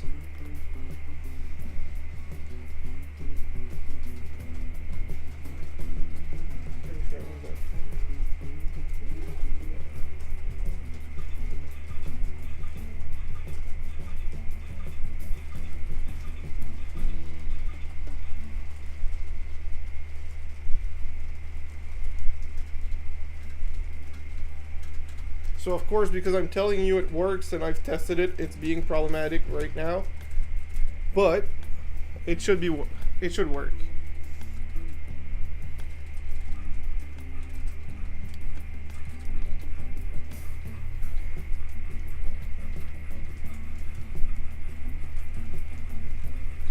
So I will not unfortunately be participating, but I will go grab my car that would be in the race.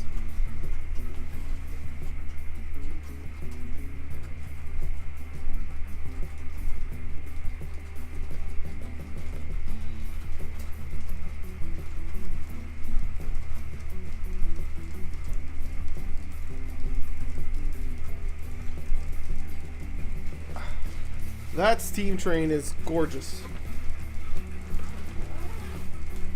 So, not everyone here knows, but I also do RC for fun outside of the channel. And workbench. For those who don't know, or those who know, we have a class of races. I will change the workbench camera towards me. It's gonna be easier, and it's upside down. Right, I forgot about that. Let me fix that for a second. Transform. Rotate 180 degrees. Right, there you go. Alright, so these are 1/12 scales, RC cars. These NASCAR are bone stock. I have upgraded tires. Most of them don't, but have compound. These work great for me. These are the cars. You can see it's already beat up. There's a lot of black on it from the the walls and other cars.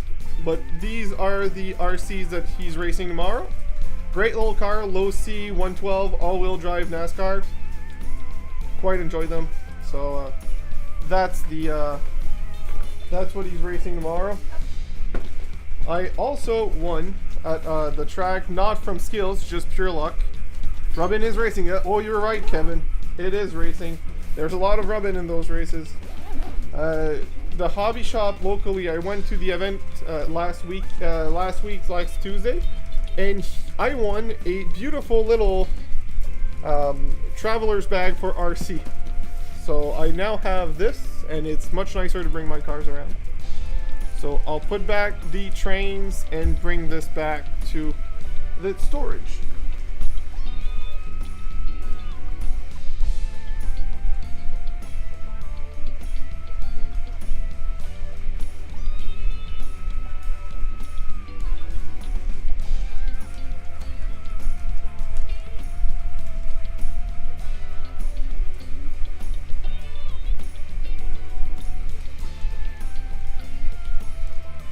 Oh, Colleen, I am I don't know NASCAR enough. I will be quite honest with you.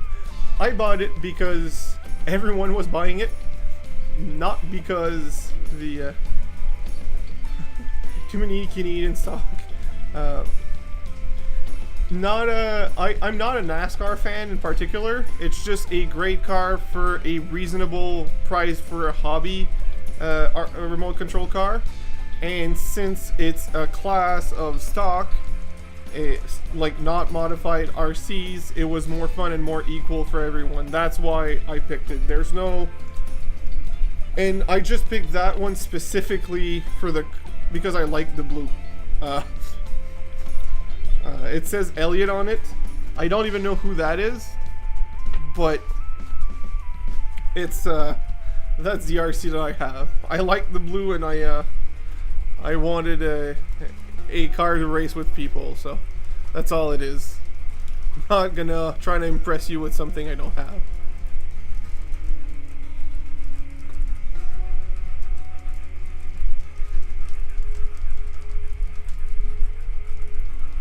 Yeah, it is Chase Elliott.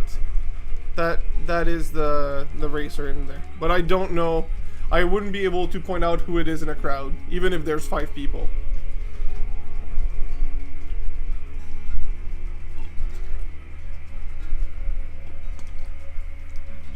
So, does anyone have any question about the layouts, the trains I'm running, the plans, anything? Question time. Mike is open to you guys. And Susan, I know it was a joke, but the being Canadian, I very much prioritize my Canadian rolling stock, and since, well, space is limited like everyone else, I can only get so many trains. So I picked the Canadian one first. So, since I'm not seeing any particular question in the chat, I will actually ask the chat, what would you guys and gals think of having guests over during the live stream? Like having a friend with me during the live stream to talk about the layout, or talk about their experience in the hobby, or if they have different hobbies and want to talk about their hobbies and how it compares. What do you guys and gals think of having guests during live streams? That could be fun to have a guest. Okay. I will check with the person first to make sure they are not surprised to be on the stream, like they know what they're getting into. That would be awesome. Great. And if the person agrees to, I will let you people know in a post.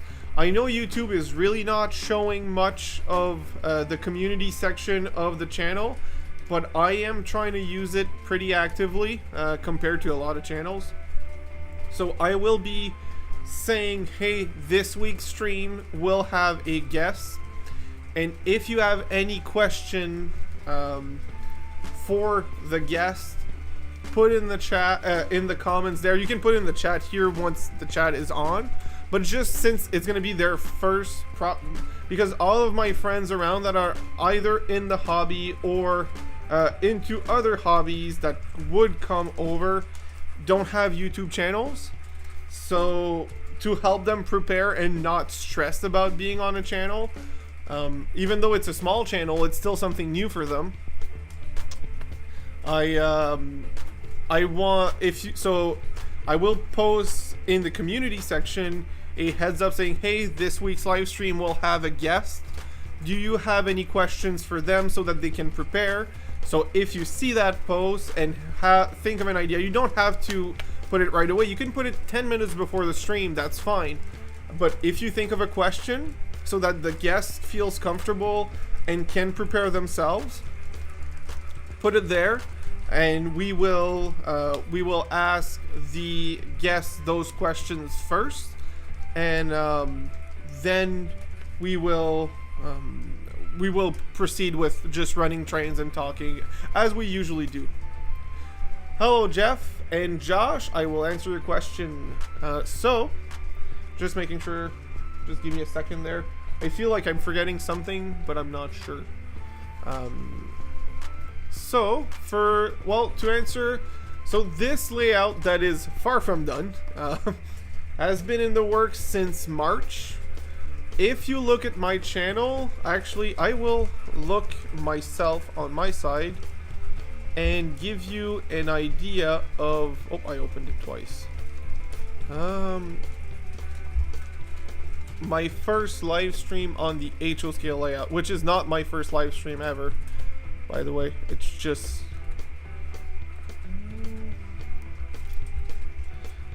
where is profile, view your channel, live streams, oldest. So live, I am live. Oldest. Which one? When was my first? So 8 months ago, which would be in what is the date for that? April. So Josh, is it Josh that asked the question? Oh, that went fast. Happy New Year to you too, Jeff. So Josh Cannon, Josh.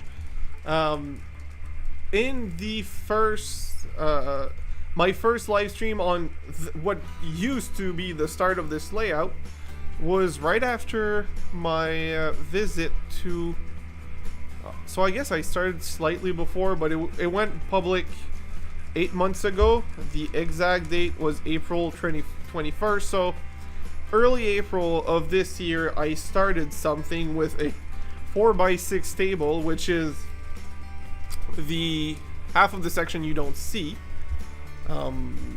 This is where we started the layout, and then I've been expanding slowly to what it is now, and since September I've been doing scenery. So I am and I am not, I guess. So depending on how long does it take to not be a newbie? I mean, my first ever layout, not this one, I was 10 years old when I started, which that was 20 years ago. And that layout is still up and running at my mom's place right now. Hello, Frogand. Hi, James, actually, it's gonna be easier. So yeah, my first layout was 20 years ago, and it's still up and running at my mom's place. It's far away, but it still exists. I then stopped for quite a few years, just had some easy track and some locos to run once in a while. Barely touched that for years.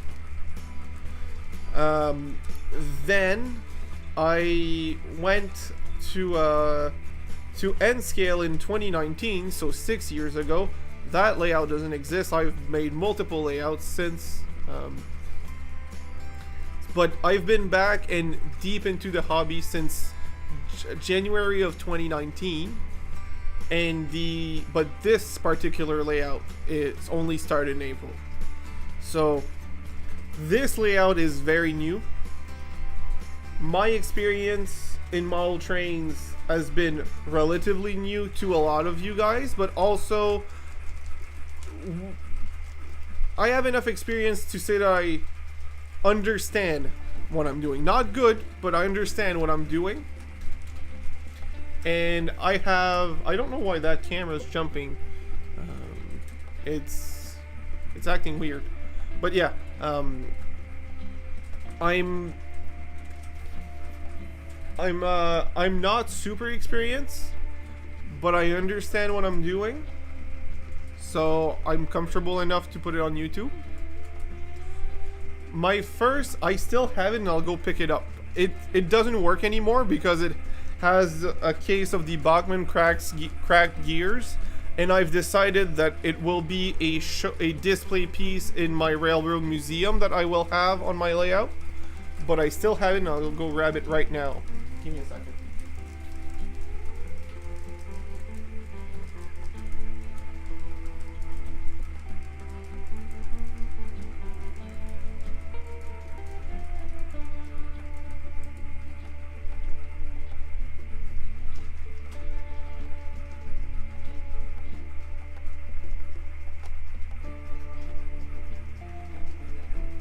Crackman trains. That's exactly it, Dave, actually. So, let's switch to the other camera setup. This would be the engine. A beautiful little 260 from Bachmann. It's unfortunate that that it's got the Crackman gears. Otherwise, it actually still ran until recently. It still looks nice. I still have the tender as well. Like, I could restore it if I really wanted to, but it's gonna cost me as much in parts for what, a few years. I'm just gonna display it as a railroad museum piece, and I'm gonna keep it there. But that one's not going anywhere. That's my first engine. So that is my first engine.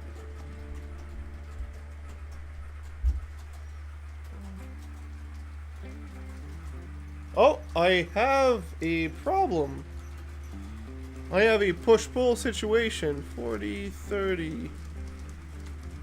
Nobody told me.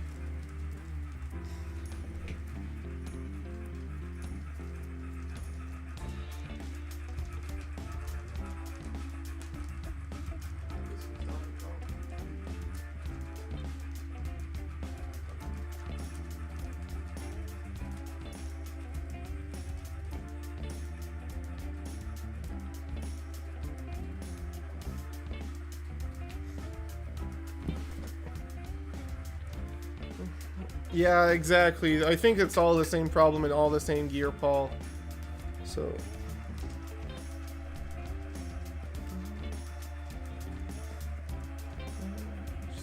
I've been collecting since I was 30 years old. I'm 69 now, but that's my N scale, my O gauge 1960. Yeah, that's before my mom was born, Jeff.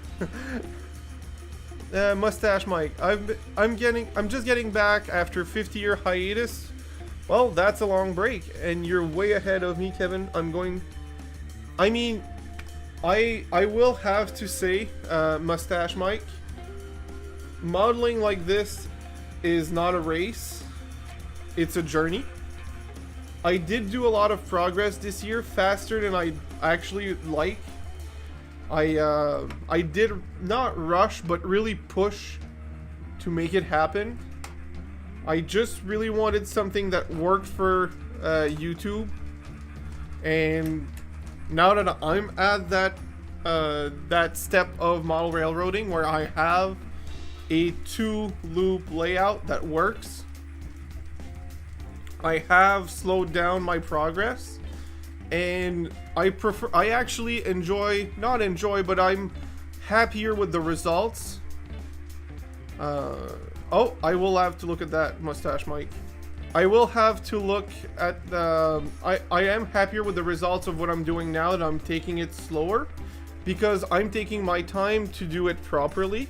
Not that I wasn't doing it properly, but anything that's rushed is never fully... is never as good as something that you take your time doing. So that's why I'm saying that I'm happier now that I've slowed down the progress. But yeah, so that will be my recommendation for you, is to take your time and consider this as a journey, not a race, and to enjoy every step, because there's some stuff that might seem tedious or annoying that if you take your time and make it an activity or a relaxing thing, may become enjoyable. So, just a thought, but if you were, just making sure it might uncouple again. Yeah. The coupler's a little low on that car, and I don't have replacement coupler yet.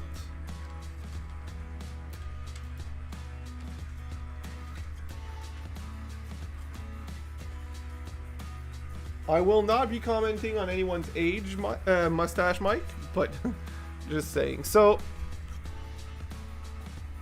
just making sure I'm not missing anything. You should, Jeff. It's always a good idea.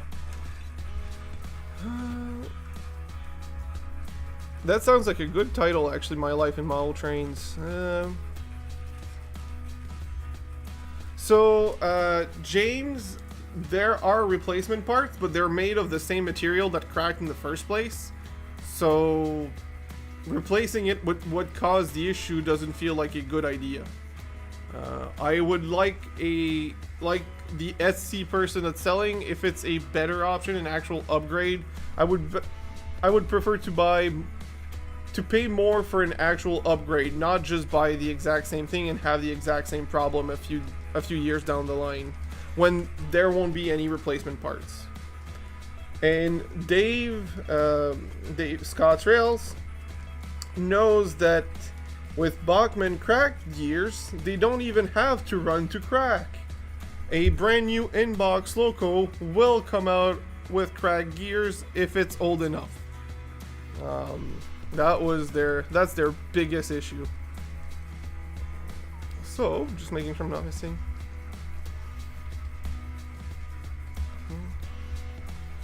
My first train is an O-gauge number 666 steam locomotive made in 1968. Wow.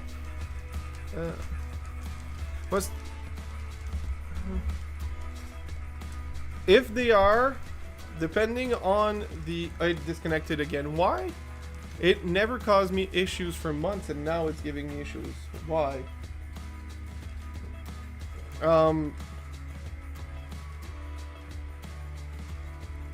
Yeah, I was about to say, if it's 3D printed, I might just end up trying to 3D print them myself. I know my filament printer is not precise, but can be worse in resin. I'm hoping someone finds a random compatible brass gear that comes from, I don't know, an RC or whatever electronic device that works with them. I know it's going to be a fluke when that happens, but I'm hoping for something like that to happen. That's where it is. Oh boy. I'm not backing that up the entire way around like that. I'm just going to bring it over. So I'm hoping for a brass gear that you could find somewhere. I know it's hoping for a long shot, or at least a better quality plastic. It's dreaming at this point, but I'm hopeful.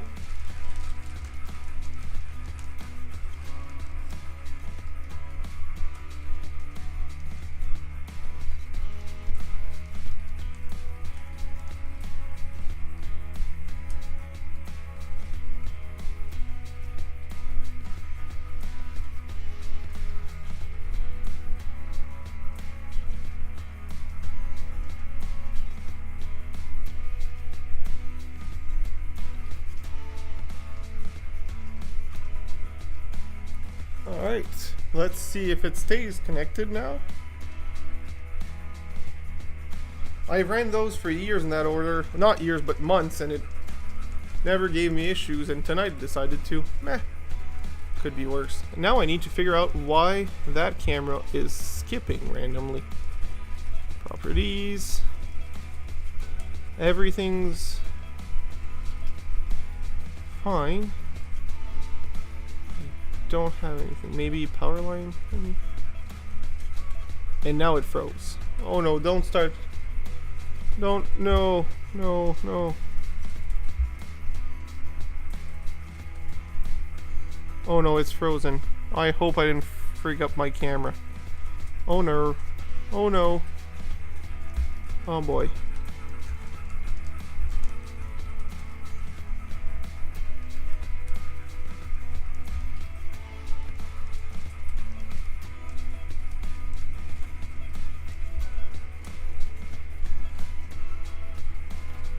Let's see if it's back to the right stuff and if it freezes again.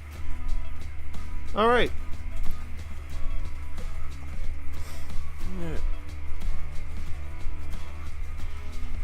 So the axle itself was not the problem, by the way, James. It's the gears are nylon gears, but they use a cheap nylon. And it, that's what cracks every time. So I agree, Kevin. Turn mine into a static piece. That's what I'm thinking of doing.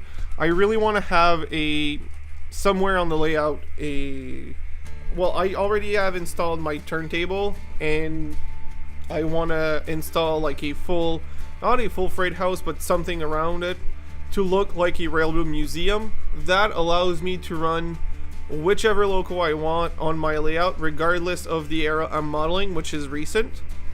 Because having a museum, it can have excursion trains, which brings out locos that are out of era. And the museum will have a static display of that engine. So, Mustache Mike, that's a good tip. I will have to look into it. I don't know if my printer can heat up high enough for that type of filament. If it does, I will try that as well. Thank you very much.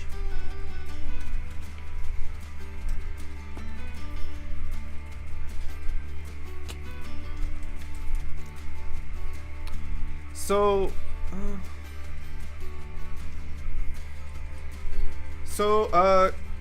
Panuk, don't quote me on this. The only ones I've seen, hi Kenton. The only ones I've seen have the crag gears were the steam engines. The diesel engines from them have never had that issue on HO scale. I've seen them on N scale, but not HO scale. So that would be that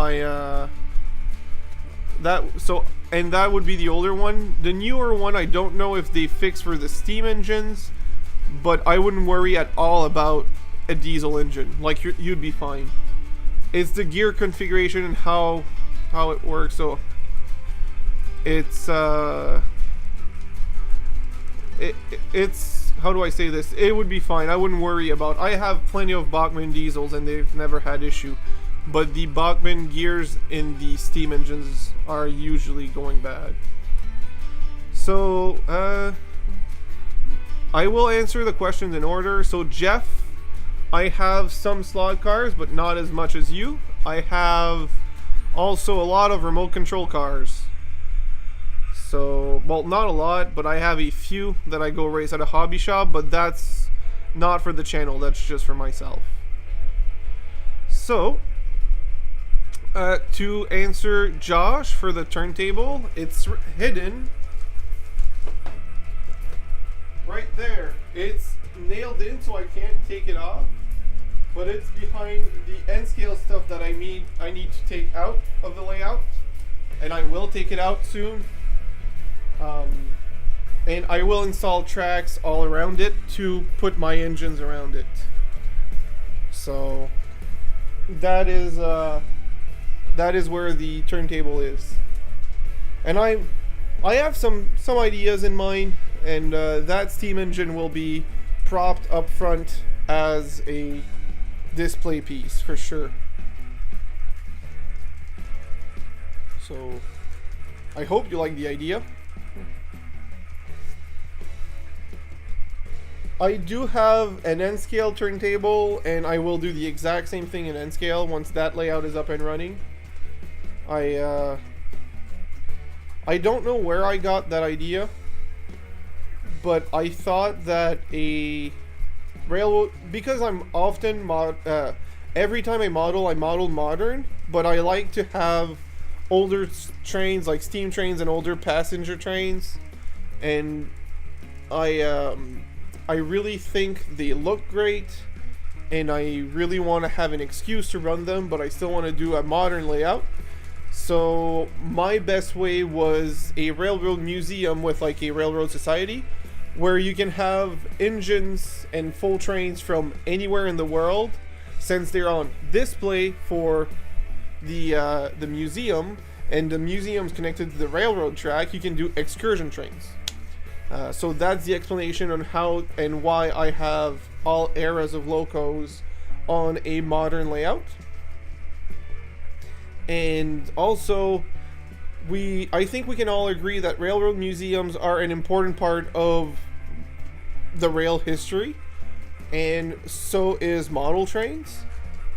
So I don't see why we can't have both together. I've seen the other way around, where a model railroad museum has, it jumped again, that camera, and I don't know why.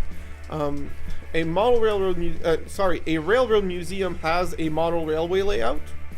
Well, why can't I have a model railroad museum, like a railroad museum on my model trains? So yeah, that's also a thing. A nearby city has one on display in a city park, a steam engine, but I just thought it was something not as common. I'm not saying nobody did it. I probably had an idea from someone else, but it's not a common idea to have a museum on their railroad, but it's the easiest way to explain running whatever you'd like on your layout. That's how I see it. So yeah, that not being able to expand is I mean, there's always adding levels, not a great idea, but if you don't have space left on the X and Y axis, you go Z axis. So that would be my my idea for that. I believe it was either Rouser or Spooner, either of you two. Which one of you suggested me, maybe it's someone else and I'm misremembering, which one of you suggested me a railroad repair shop in N-scale for my broken car? Because I have some good news for whoever suggested it. I thought this was a great idea. You guys have been giving me great ideas, and sometimes I forget who gave me the idea, but I still remember the idea. So hey, I'm country's biggest railroad museum in Union, Illinois. That's nice. It's about 30 miles from my house. Nice. And there's live cam. That's really nice. So yeah, I don't remember if it was Spooner or Rouser, or if it was someone else, but I believe it's one of the two. They gave me an idea for I think they're both left, actually. I feel bad now for not showing them while they were here. They gave me the idea for my broken cars to have instead of trying to fix them and failing and feeling bad about it, they gave me the idea of having a train repair shop, and I found this. I think I showed it on the last live stream, but I still want to show it again.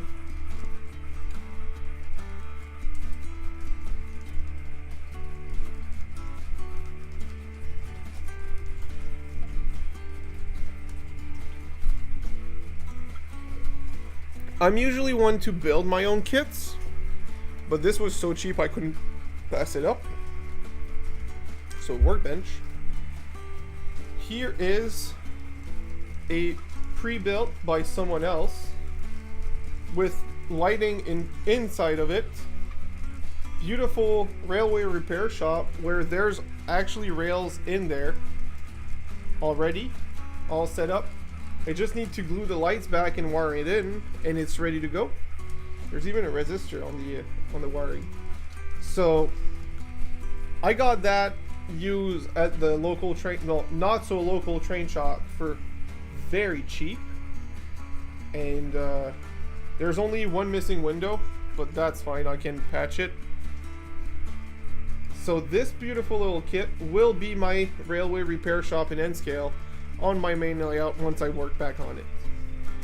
I just thought it was a gorgeous little thing, and this kit is not the cheapest usually, and it was $15 Canadian for this built kit. That's actually done really well, so I'm very happy about this. I just wanted to show you guys that. I just thought it was a neat little thing.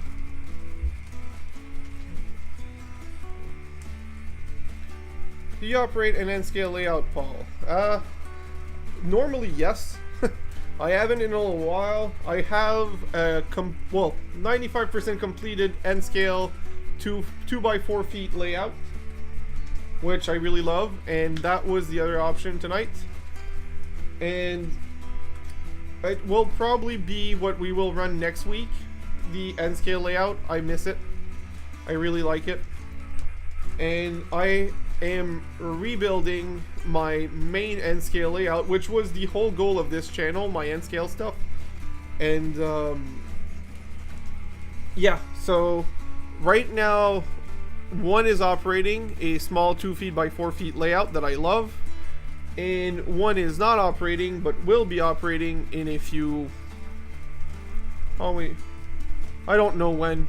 Honestly, I want to build it slowly but well. I really want to build it well. No problem, Jeff.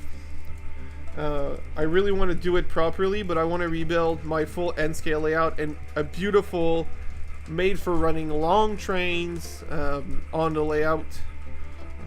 Long freight, beautiful long passenger cars, wide curves as much as possible. Some elevation, but smooth elevation. I really want to do it properly, but yes, I do have N scale stuff, and I will say, because I like mainline operation, N scale is my favorite because you can fit so much more in a small space. I love HO scale for a lot of reasons, but N scale, when you love mainline operation, that's the way to go, quite frankly. So I will be bringing this little guy back, and we will prepare to select another train.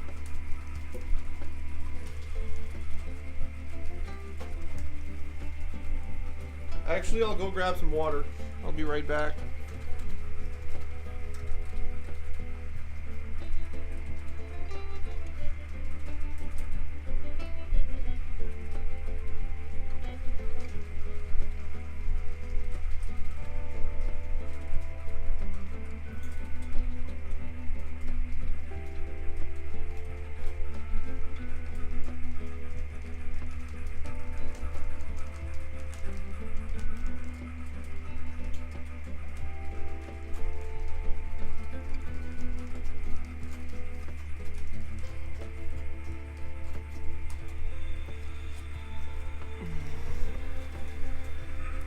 So,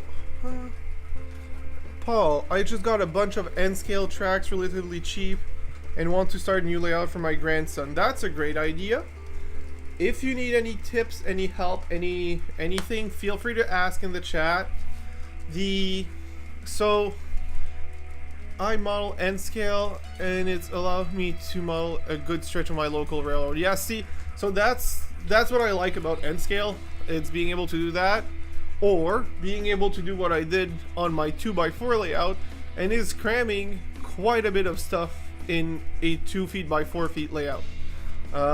Paul, maybe if you don't mind waiting for next week, I will be running the N-scale layout. You just confirmed me, and if you can be here next Saturday around this time. When I say around this time, I mean around when I started this stream.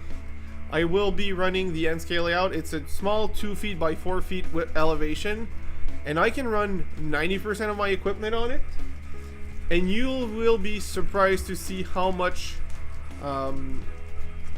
you can do on such a small space with N-scale. So I think and there's an over and under, there's a tunnel, there's a mountain, there's a city, there's about everything. Other than switching, there's only one switch, and that would be a great way to start a 2 feet by 4 feet layout. It has some limitation because it has tighter radius curves, but it, like I said, 90% of stuff runs, and I think you will enjoy that if you want to wait till next week.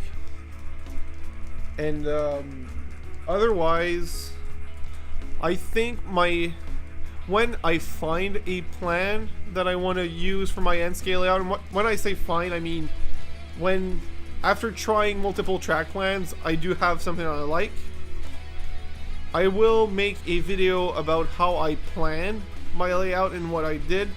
I have a few tips and tricks for shelf layouts specifically, that I think that how to optimize your space on your layout. Like there's some things that I've seen people do that is a few common mistakes that are not mistakes in the sense that they are a bad way to do, or that they won't work. They absolutely work, and they're just fine.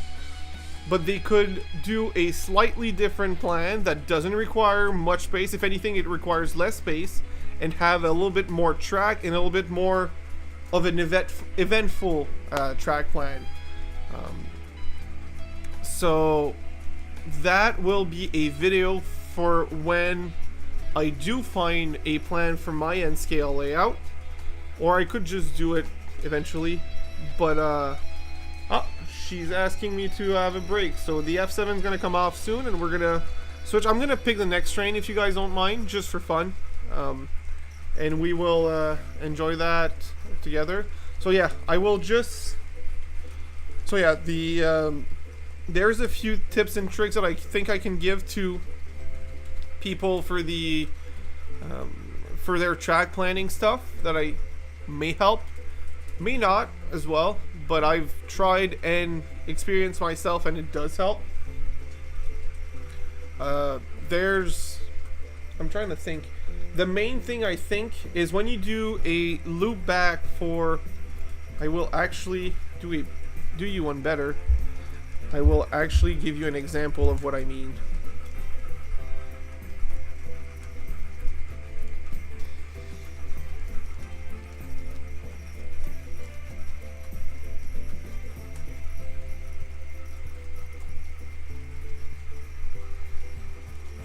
Of course, the software's not working right now.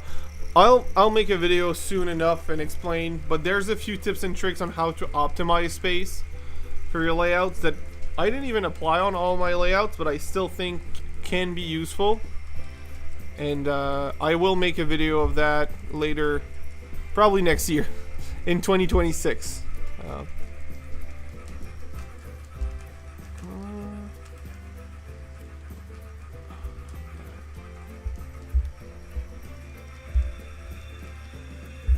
Alright, so now we will change. We'll do a bit of switching by parking the train back into its spot, and I will pick the next train, and we'll come back to you guys picking the trains afterwards, just for fun.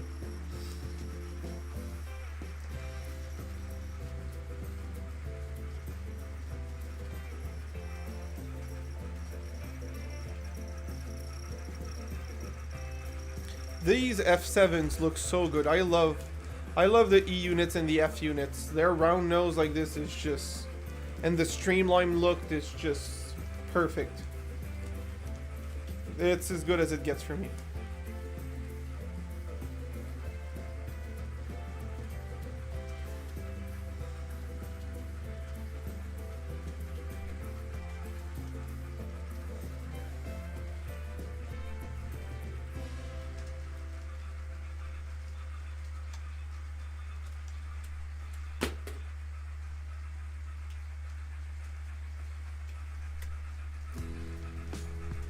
I think that's why I love the E units so much. I would say that those are my favorite locomotives because they have the streamlined look of just like an F unit, but they have the 6-axle and bigger engine power, so they're like huge, powerful. They have a rumble. They have a huge presence while maintaining that sleek, streamlined look.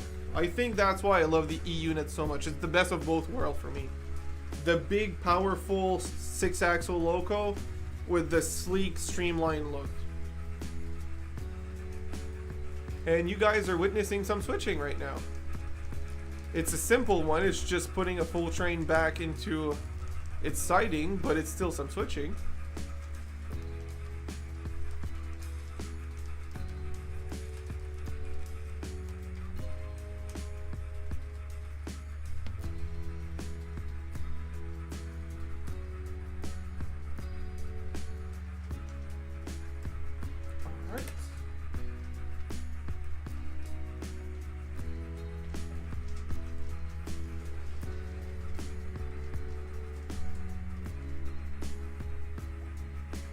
No, so I don't know what it is, but the PA's big nose for short long hood doesn't do it for me. The size of the nose versus the rest of the body does not make sense. That's where it's odd. I don't know why, but it's just, maybe it'll be like Dave for me as well. Maybe if once I get one in person, I might think otherwise. But that and the SD40-2 snoots with their big long nose, they just don't cut it for me, and I don't know why. They just don't. So you should see the F7 show up in the going towards the turntable very soon.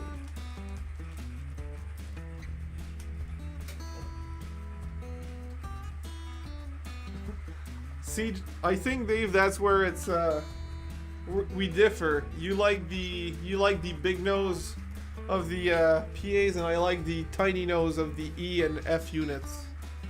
All right, so for the next train, we will run the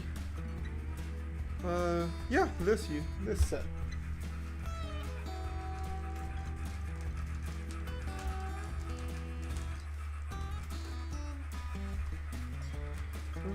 Local or dispatch.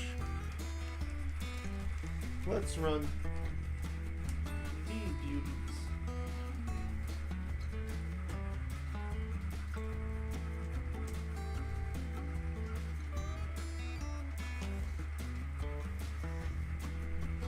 Local 1450. Local reverse forward. Let's go pick up your cars.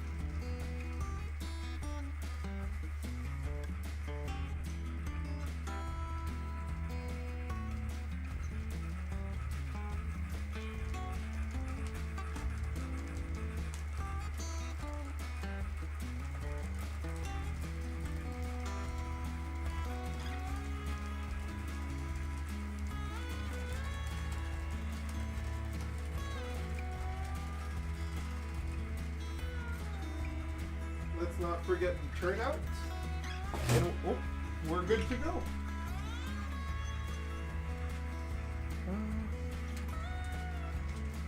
So another big long freight. And now we're gonna switch the steamer for something else. It doesn't fit there. There's one too many passenger car. I will have to take one off. Or not. So what else could I run? You know what hasn't ran but has been requested earlier? If Colleen is still here, say hi in the chat. I will run the RDC for you.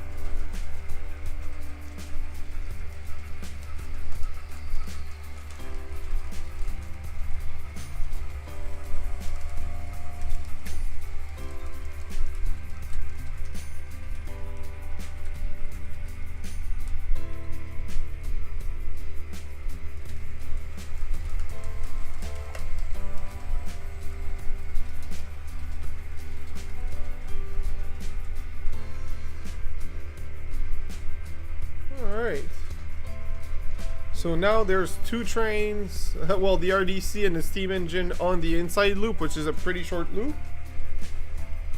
I will take the steamer off, but before I do so, I need to clear the tracks. I am not sure where I'm gonna put it though. I'm not done doing the yards, so I'm not sure where I'm gonna put it.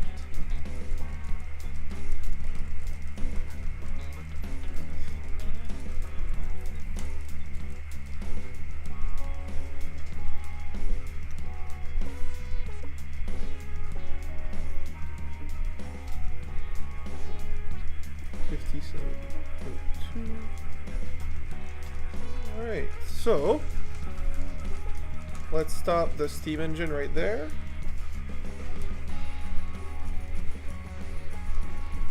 And take off the passenger cars.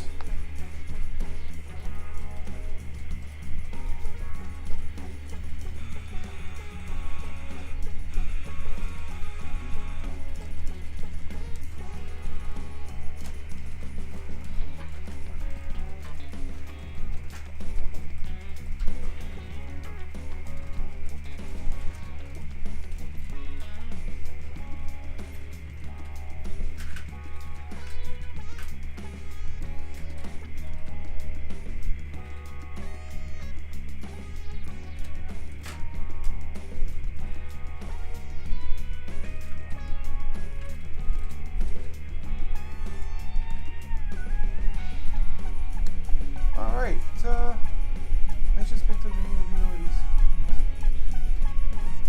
Alright, Mike. James, what am I saying, Mike? Have a good one. Thank you for coming over.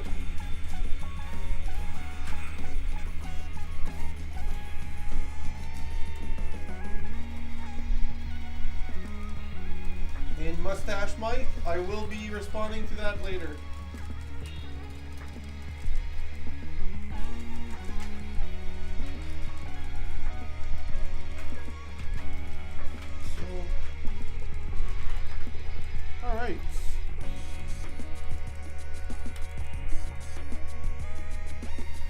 Alright.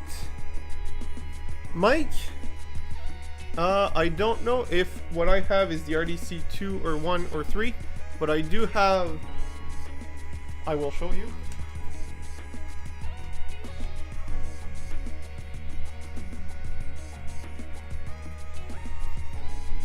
End scale is so light. So freaking light. Workbench, right there. I have this RDC. It's the Rapido RDC, just like yours. Well, maybe not the same paint scheme, and I don't know if it's an RDC 1 or 2 or 3 because I don't know the versions. But I have this one from Rapido, and it looks great and it performs even better. All 4 corners there. My favorite piece of equipment yet from Rapido, anyways.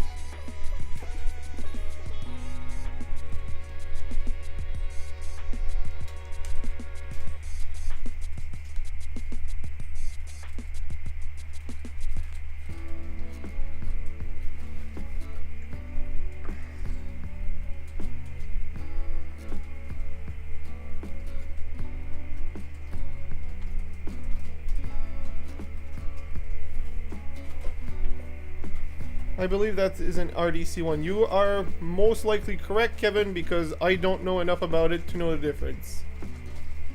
Nah, I missed that sentence.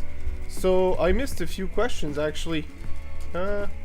So what time do you start the live stream? It varies with my availability. It's depending on your time zone. Tonight it was 8:30 my time zone, so Atlantic time, 7:30 Eastern time, and 4:30 Pacific time. I think I will try to keep it at that time, but sometimes it goes half an hour later depending on my availability. Mustache Mike, if I ever hit the lottery, I'd love to get a Zephyr. Yeah, those are beautiful. I don't know how I missed those 2 sentences.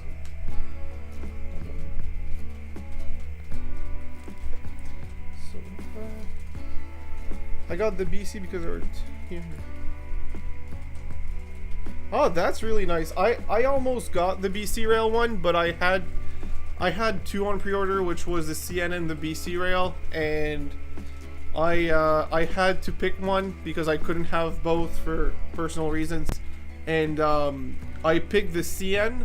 I do not regret my choice, but I do think that I would have also loved the BC rail unit. They just look so damn good. I want to run it a little faster. Hi, Jersey Bill. Glad to see you here.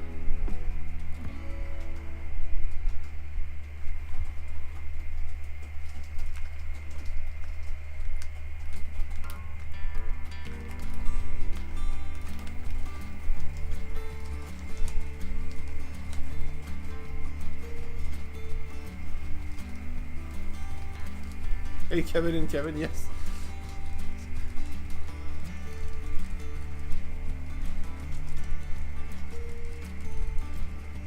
So, for the rest of the night, because I don't plan on stopping the stream anytime soon, I'm going for at least a 4-hour stream.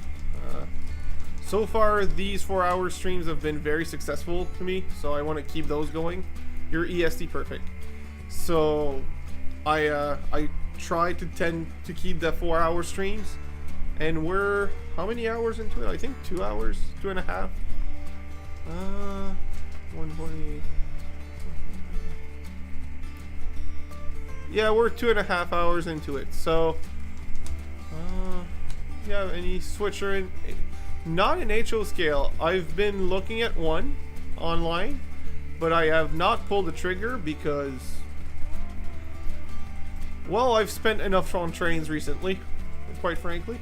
I'd love to have one, but I do not have one yet. Concord makes the Zephyrs about 300 US for HO and 700 for N scale. Of course, N scale is more than twice the price for half the size, right?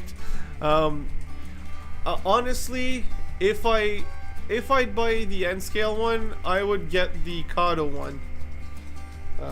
Nothing against Concord, but from my experience, other than my Rapido or DC, the best N scale runners have been the Kato for me. I believe Kato made a Zephyr.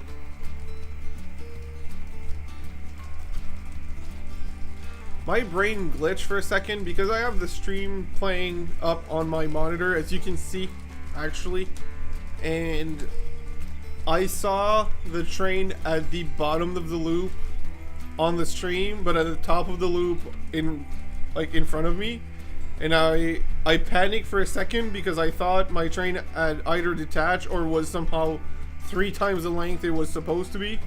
Nope, just the live stream delays. So we're fine, we're good, we're all good.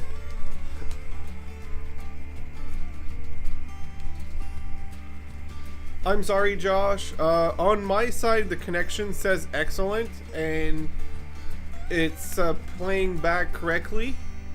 Unfortunately, I've had that issue with Dave's stream yesterday, and my only solution was to be 5 seconds behind. So press the live button on your computer, and then tap pause, wait 5 seconds, and press play. Being 5 seconds behind is not enough to be really problematic, but enough to keep your computer out of the buffering time for a while. Paul, that's more than enough to start. If I can suggest you something for N scale, Atlas or Kato for locomotives. Rapido locomotives are great, but not always, and they're expensive because they have an insane amount of details for N scale. You don't need that much detail, you just want a good runner, and Atlas and Kato will never let you down in N scale. For good runners, I'm not saying other brands are not good runners. A lot of other brands have great runners. but they're super detailed, and sometimes those details are detrimental, if I would say. Like, they look amazing, but they're not making them run better. If anything, they can be in the way and break easily. So you spend more for something that you'll break. Atlas and Kados have the perfect balance. Atomics is great, just not as common where I live. Maybe it's common in the shows you go, Dave, but the few places that sell N-scale around here don't have a lot of atomics. There's a lot of online stuff from Japan, but I personally haven't used enough of their stuff to have a clear recommendation, but I will take your word for it.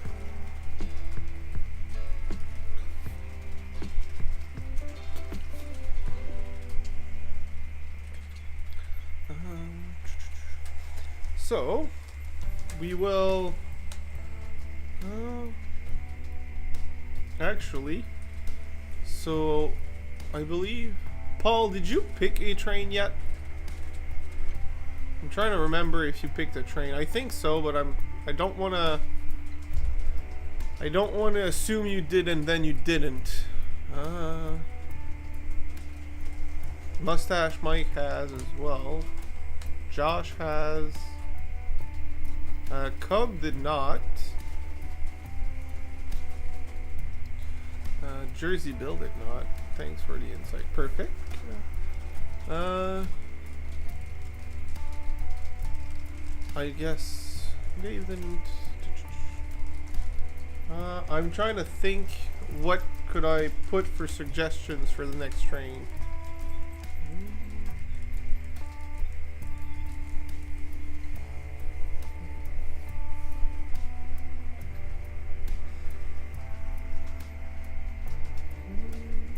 I think you did, Paul, but I'm not sure. I don't want to assume you did and you didn't. Let me know if you picked a train. If you did not, you can pick the next train from a list. Don't worry, I won't just ask you to guess what I have. I will give you a list of options. Kevin, well, it gets close to my bedtime. I am off. Perfect. Happy New Year to you as well, Josh. See you on the next live stream next Saturday. I hope you had a Merry Christmas and Happy New Year to you as well.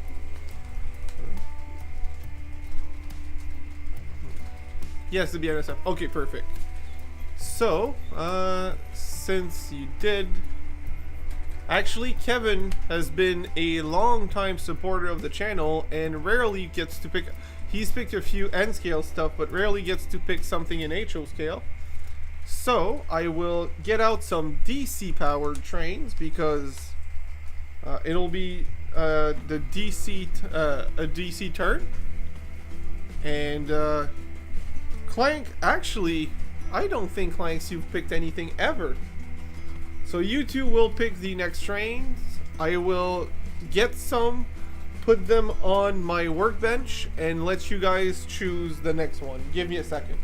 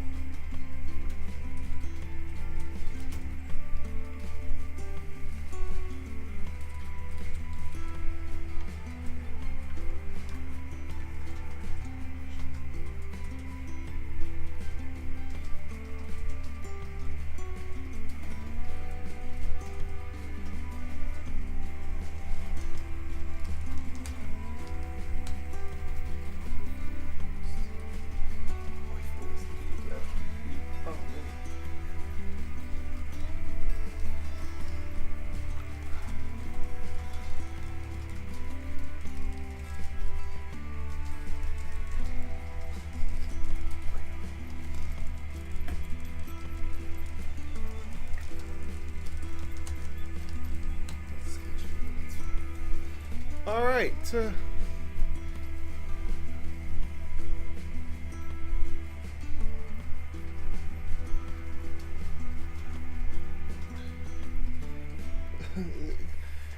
Kevin is my... He's a remote worker. He's a remote dungeon. So, let's try to angle the camera so that you guys can see it. Workbench. Right, I need to make it upside down. Transform, rotate 180 degrees. Alright, so, this is not an option. Since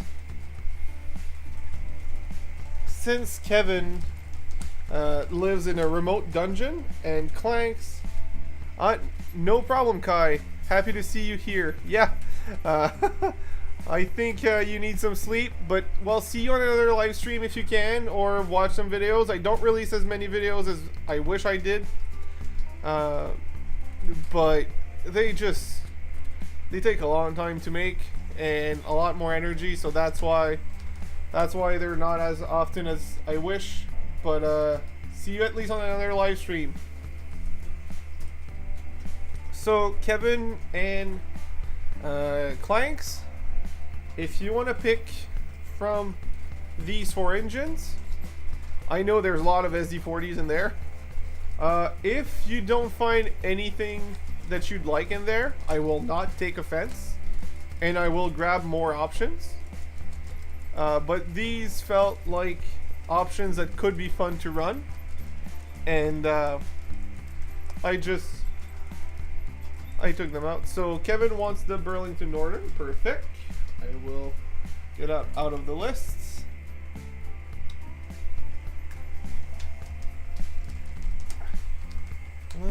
I'll put it here.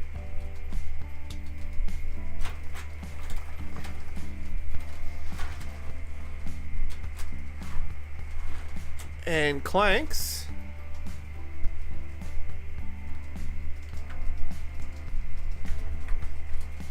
If you want, you can pick from any of these 3, or I can pick something else.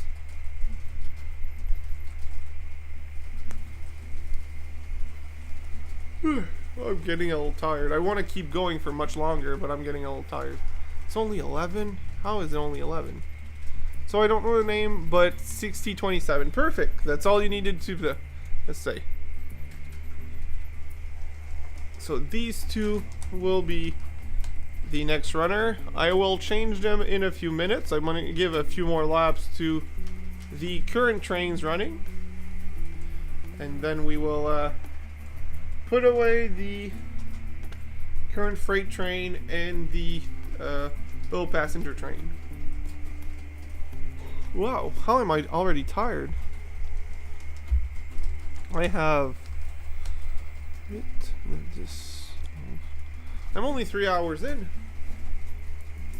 I need to do at least 4, well, almost 3 hours in. I need to do at least 4 hours. That is unacceptable, Kevin. You need to do better than this.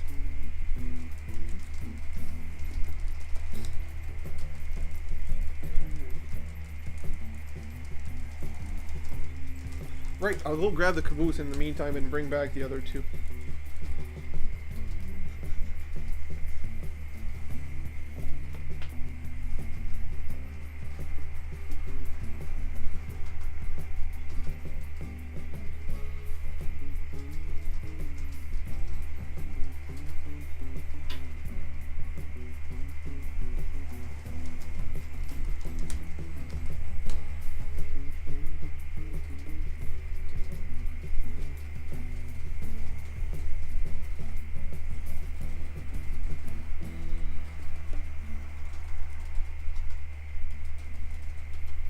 So, Kevin Corner, did you stop drinking coffee also?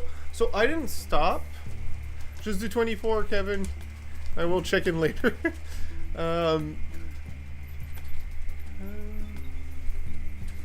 So yes, it is DC current. So Jersey Bill, I personally don't drink. Well, I don't think I ever did on stream drink a caffeinated coffee I try not to drink coffee past 4 p.m. Otherwise, I can't go to sleep. I will still feel tired, but I won't be able to fall asleep. So so that's why I don't drink coffee during my live streams. And I would drink a tea, but that makes me fall asleep even harder. So that is not a good idea. So I just drink regular old water, which is fine. But yep. Anything sugary like cola,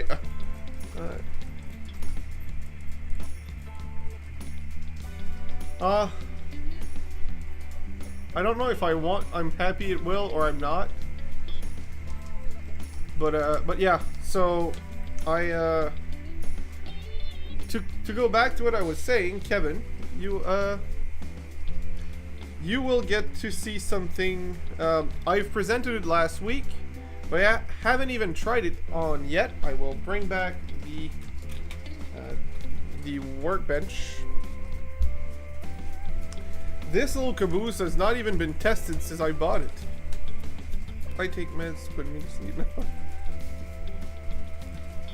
Well, Sir Fix-A-Lot, I am happy to say that I don't need this yet. I'm not saying I won't need it later, but so far so good. I do need certain TV shows to fall asleep though, but that's a different story. So yeah. This caboose has not even been tested yet. It's an Athearn caboose, a pretty nice one at that. I'm very happy with it. Very happy I bought it, but I don't know how well it runs. I think it will run fine, being an Athearn and all. And yeah, I got that for very cheap at my hobby shop. No, plastic wheels on metal axle. That's fine. I don't mind plastic wheels at all, especially if if it's a metal axle. It's loose enough and the track's not.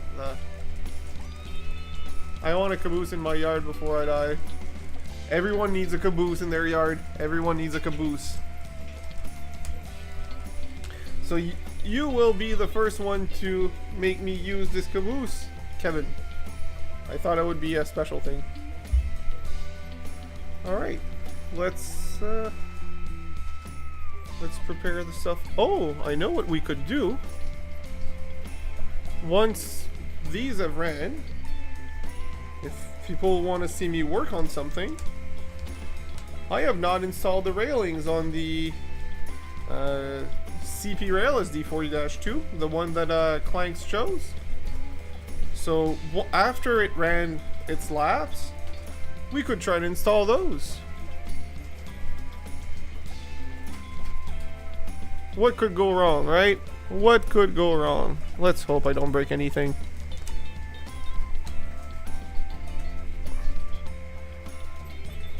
I love SD40-2s. I don't know why. But not the snoots. Bay window. That is my first bay window caboose ever, by the way, Jersey Bill.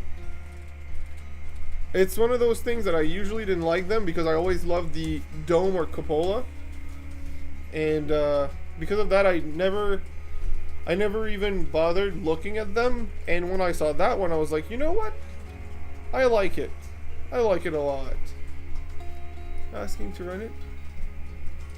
So Sir Fix-A-Lot. There's no good reason why I haven't run them.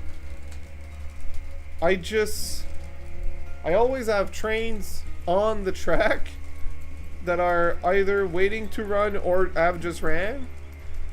And this week's primary mission was a big cleanup of the basement and the layouts, which included that. So that's the only reason why it hasn't ran. Although I am thinking of redesigning a section. I don't have a concrete plan and it's working as is, but I may redesign a little section later. So Well, a section later, so that's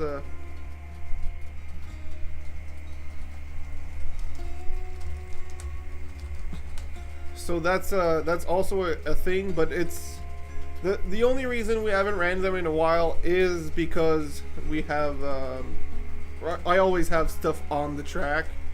There's no good or valid reason. That's the only reason for it.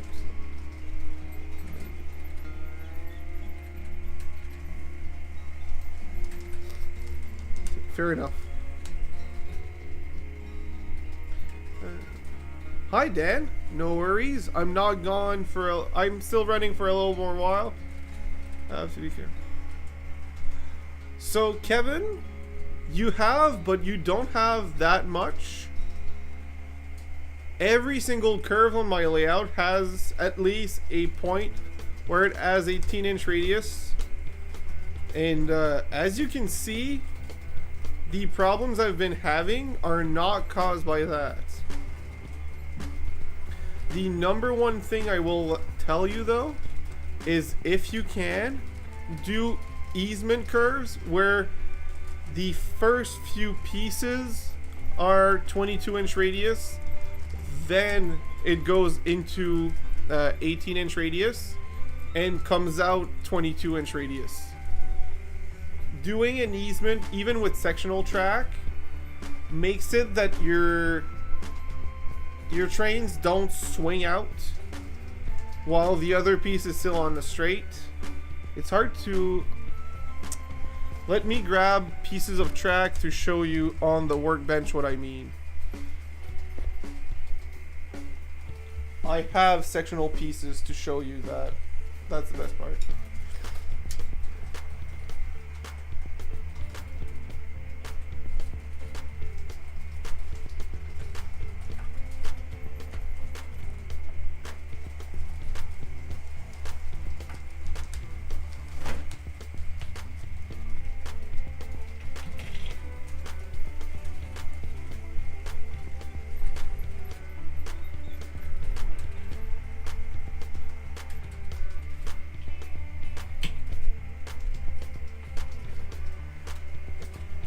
So, workbench.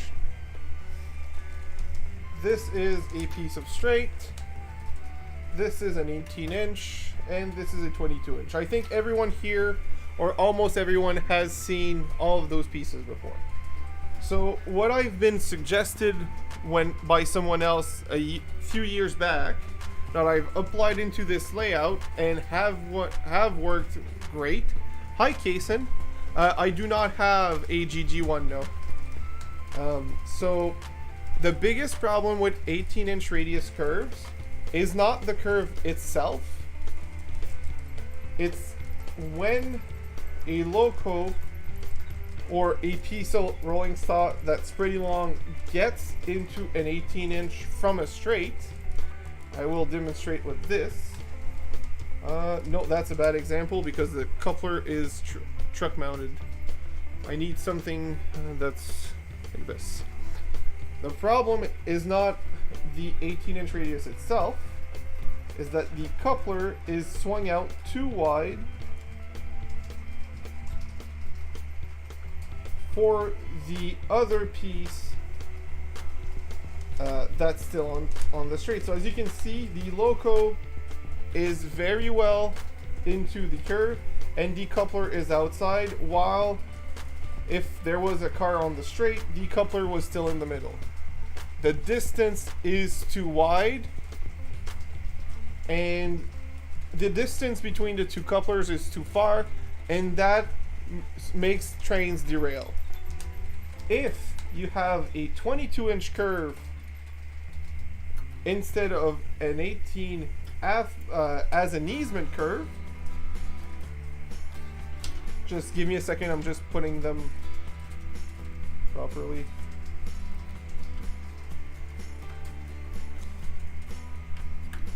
So this is a 22-inch radius curve with the straight. As you can see, the coupler is much closer to the center of the track, even though it's fully in the curve. Meaning that this won't pull the car behind out. And now that it's in a 22-inch curve, putting an 18-inch curve afterwards, as you can see, the coupler is, well, it's not there right now, but the coupler would already be I'll get the other loco actually. Give me a second. So, if I put a loco on the 22-inch, so the coupler is already out, but not too far out. Hi, Eli. Now, having from 22 to 18-inch,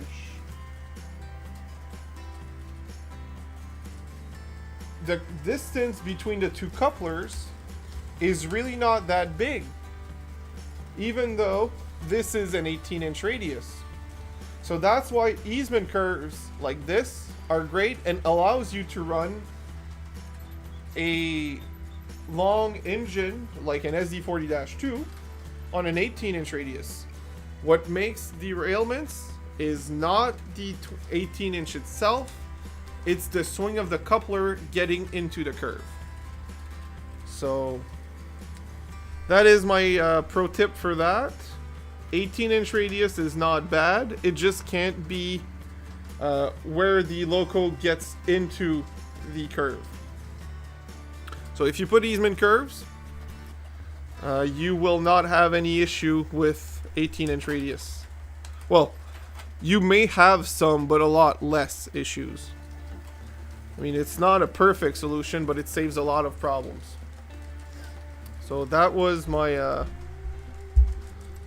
my TED talk about radius, curve radius, and why easement curves saves you a lot of issues. Now it is time to change the trains. I believe these ones have run their courses. Not their courses, but they've done a good amount of work in a good amount of time. Thank you very much, Surfix a lot.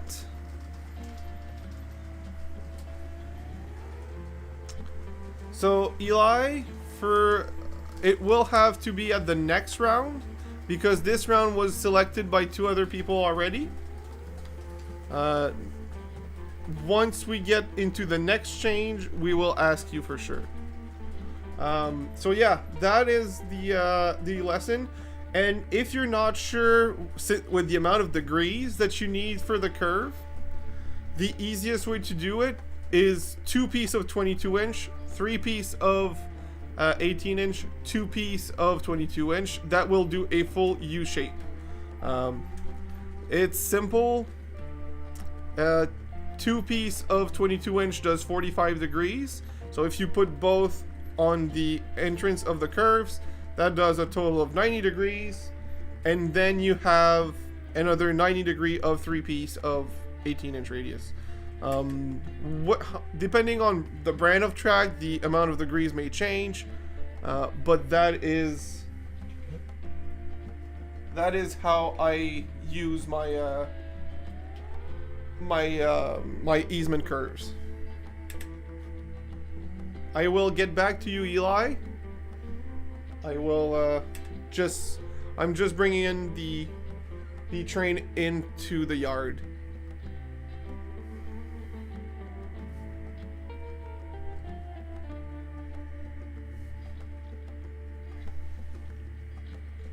So I don't know if Jeff is still here, but when I said I'm not an expert, but I understand what I'm doing, this is one of these examples where I'm no professional, but from the too many mistakes that, oh, I've heard of derailment.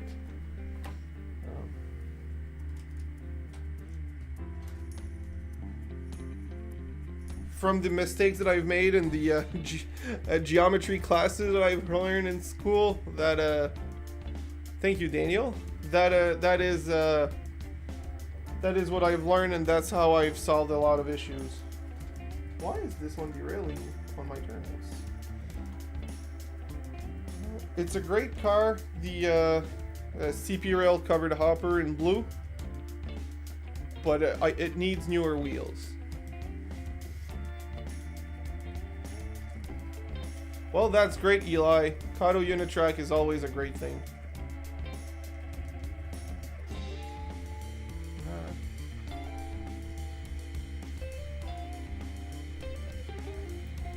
So the biggest downside with Atlas is the lack of roadbed, so you need to do a lot more work to make it all permanently attached.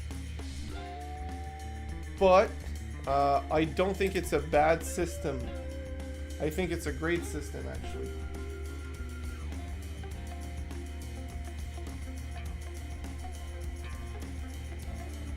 Alright, so let's go park these engines.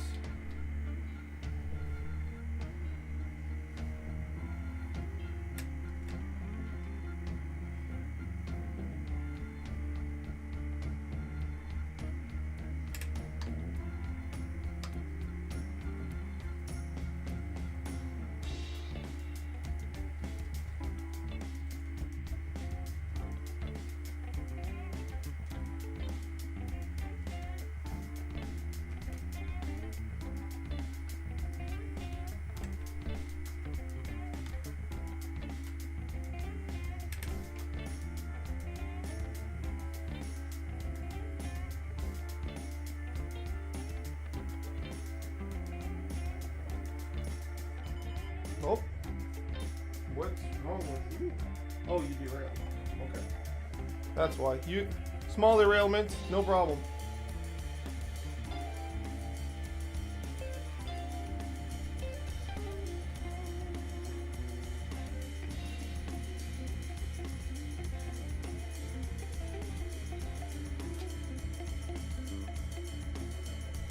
All right, so now I'm gonna get the RDC out of the way.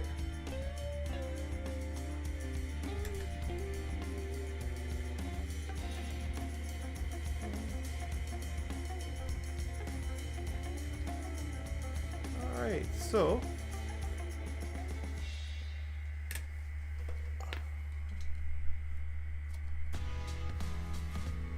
we'll move these engines out and bring down the RDC to this point.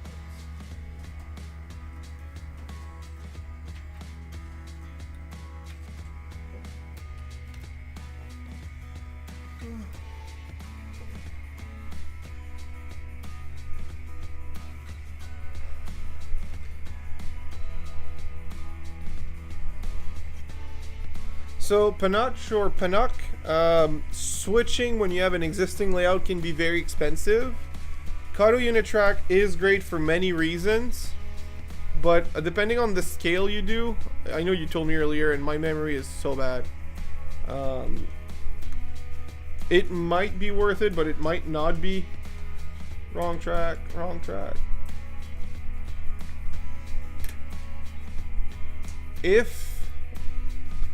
If your wallet permits, I'm not saying not to do it because it's a great track system, but it's going to be an expensive switch for when you already have something that works. Oh, HO, I wouldn't recommend it as much. Not that it's not great.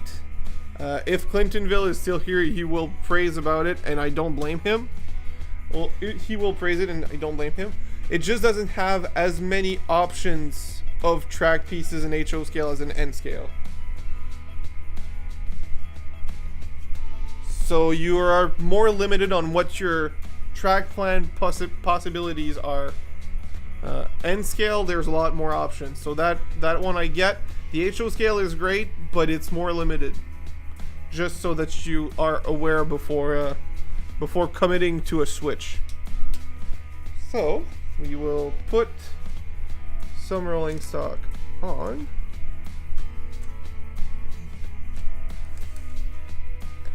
I don't even know what I'll put behind these locos. I just know that I want to run them.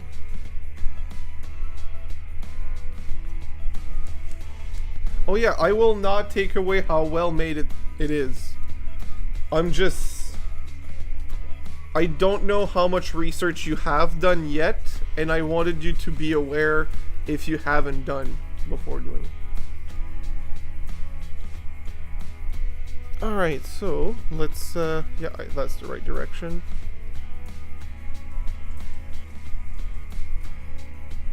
Whoops.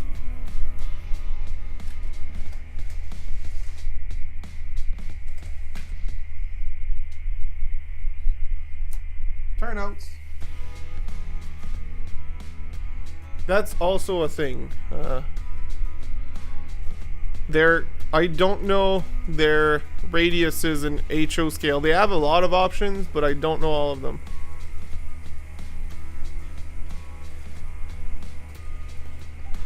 So now let's find some rolling stock to put behind these beautiful engines.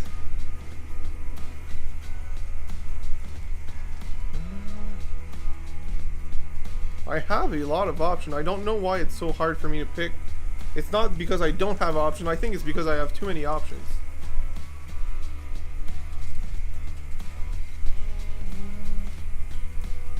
I want to put that for sure. Oh.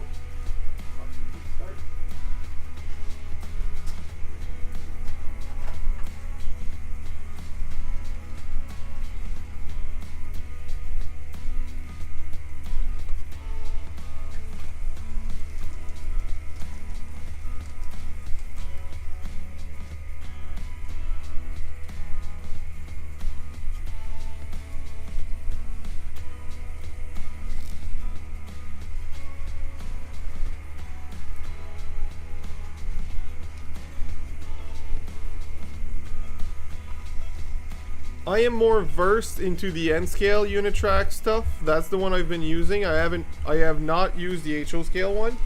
I've seen some pieces in person and it looks just as high quality as the N scale one, but I don't have enough experience to properly guide anyone in it. So that's why I wanted to warn anyone before they make a decision. The information I have, but knowing that my information is also limited, so you might know something that I don't. Don't want to discredit anyone.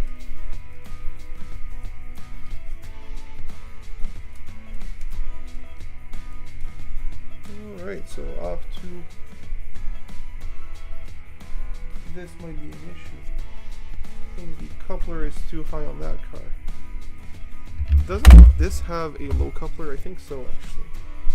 If that's the case, let me use that to my advantage.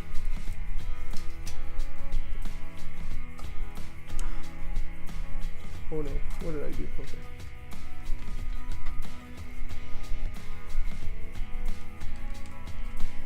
Yep, this is a perfect height.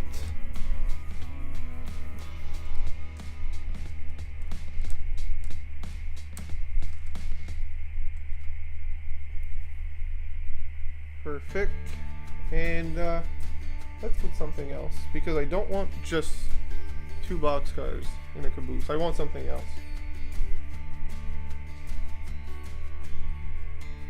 If this works well, that would be nice.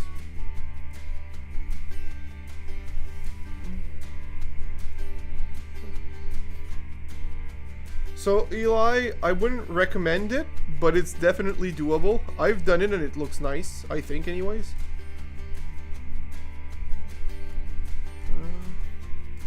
It's doable. It can look nice if you take your time, but you really need to put a thin amount, being that the space between the ties and the roadbed is very thin. Honestly, you could do just the sides like a lot of people do, but you don't have to, honestly. It'll look just fine as is, especially in N scale.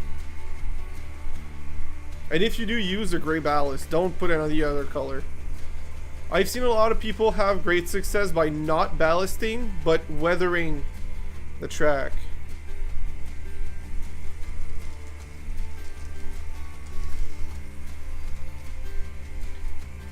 So, for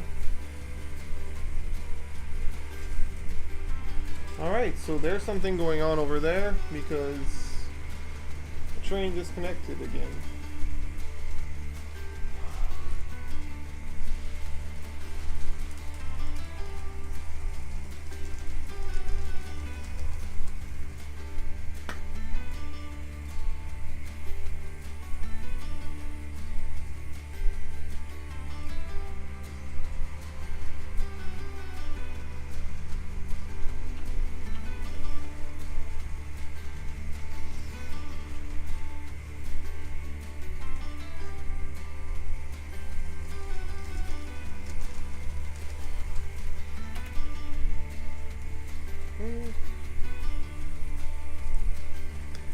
Have a great holiday season as well.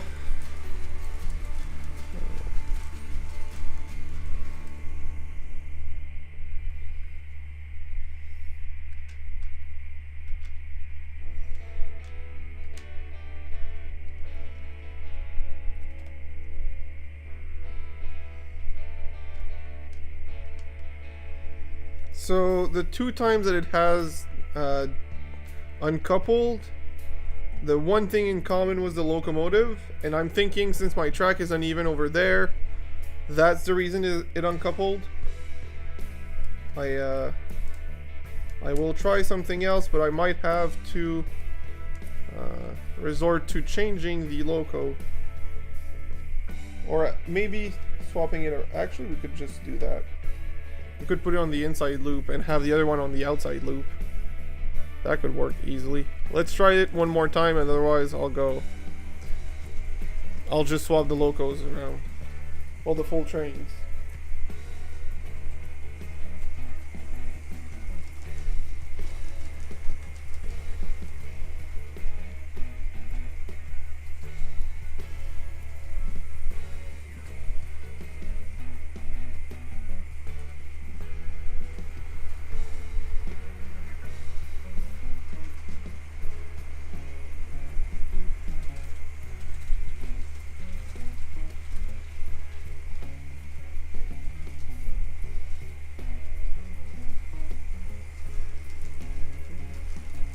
Alright, let's put some cars on the CP rail. What can I put? What can I put? I have options. Oh, derailment again. That's a different spot for a different car. It's just gonna switch around.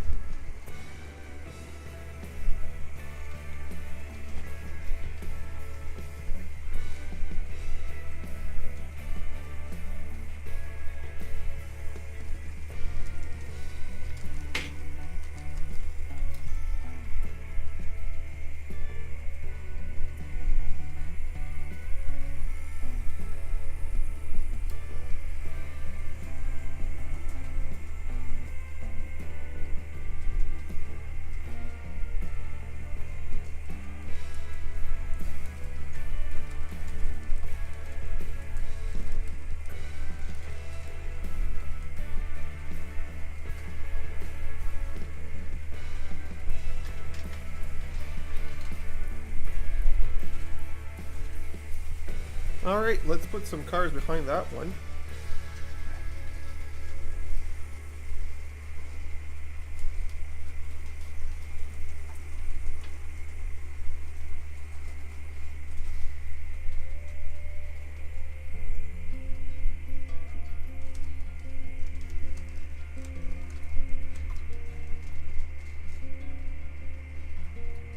And disconnected. Why are you problematic tonight? You're a good runner.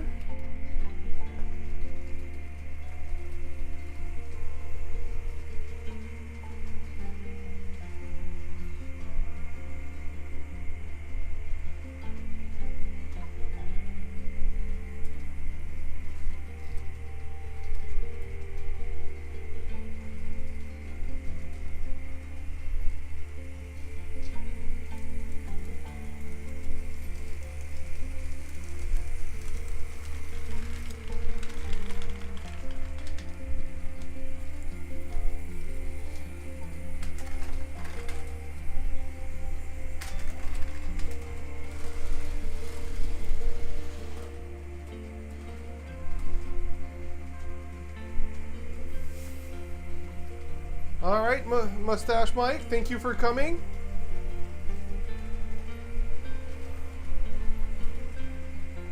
And that one detached as well. Nice.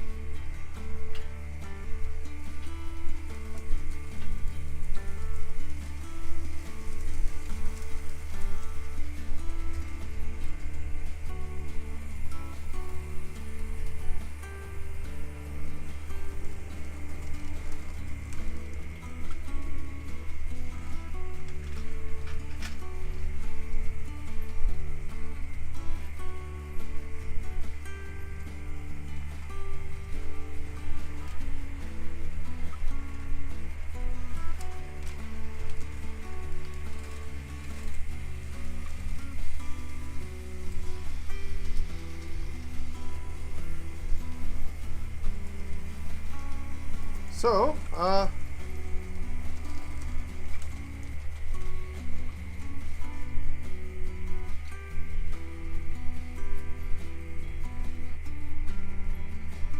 was wondering where you were going with this, Eli. Thank you. I don't know why, but can you run that green engine with the yellow markings on the front? It looks cute. I will soon, Daniel, actually. We will run that one again. This one there. This one's a special unit. Let me tell you. Well, guess what? You will push your caboose now because you've been uncoupling everything, so you will just push your caboose. I don't mind at this point. Alright, so I'm gonna run it soon.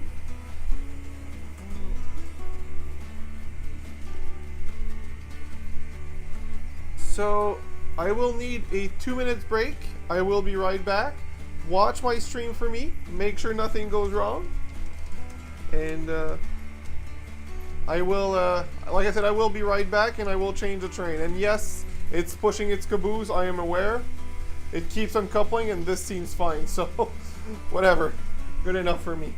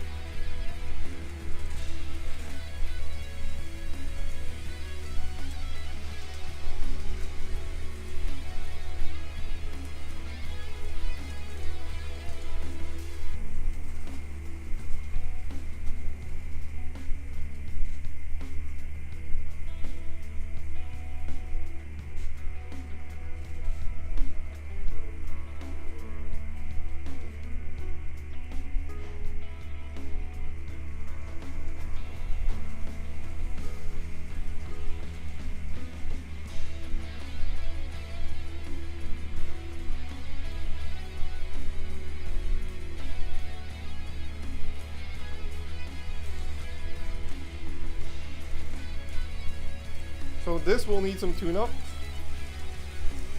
I am back. And we will change the trains. Eli, you are next. I will pick something out that is not problematic like that one was. And I will let you choose from the list. Give you a minute.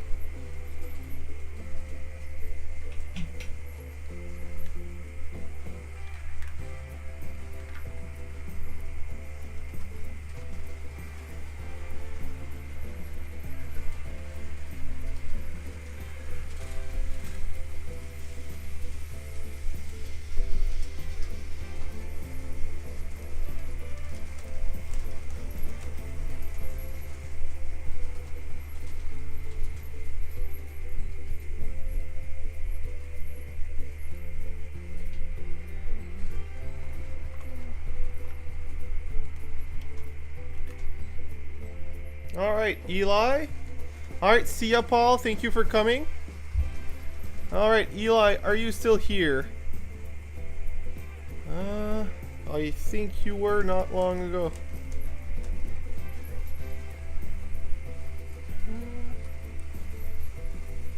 You should be here. I will show you the option. That's a bad alignment. And it's missing one entirely. I need to, there you go.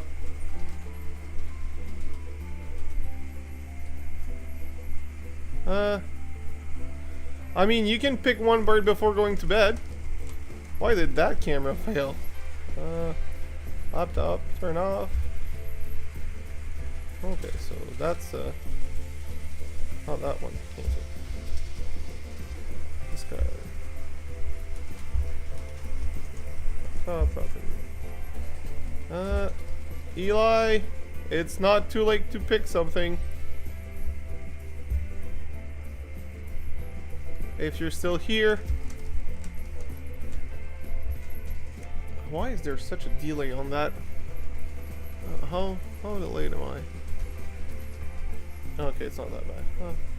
The GP at the top. Perfect. Alright, so for reasons, this will be taken off. So will this one.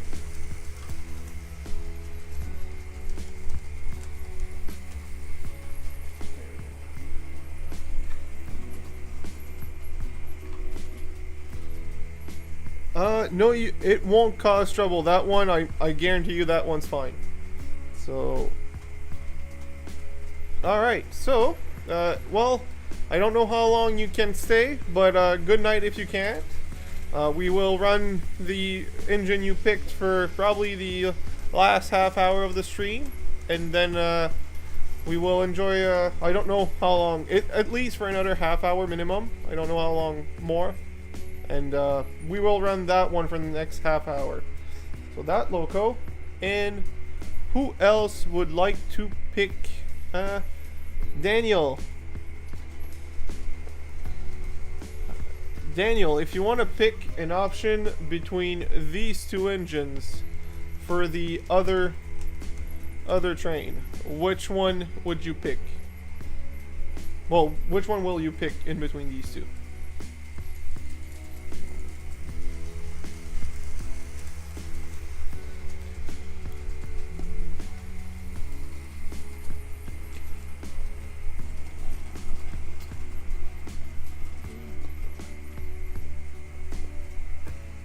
Yeah, basically.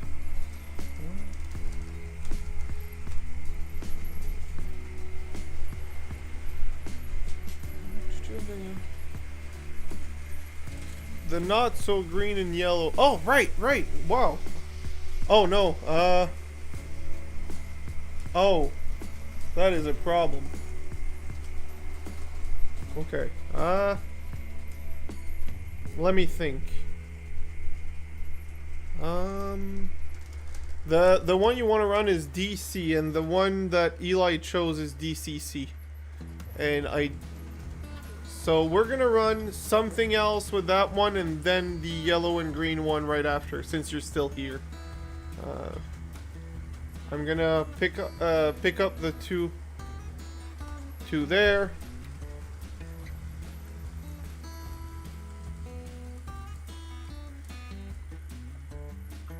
Such a nice little display of these two engines together. So I will turn off my face because you guys don't want to see my face. You want to see the layout.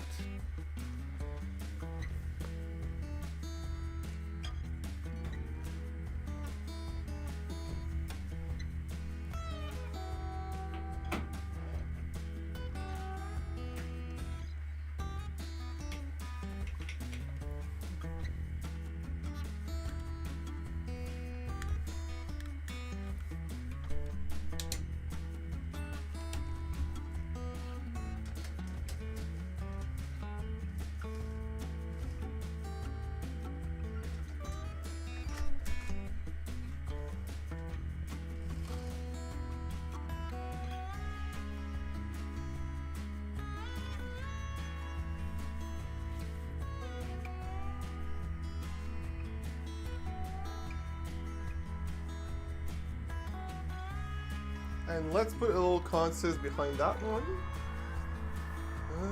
Let's put some unproblematic cars. These were not the issue. That I know. These were not the issue at all.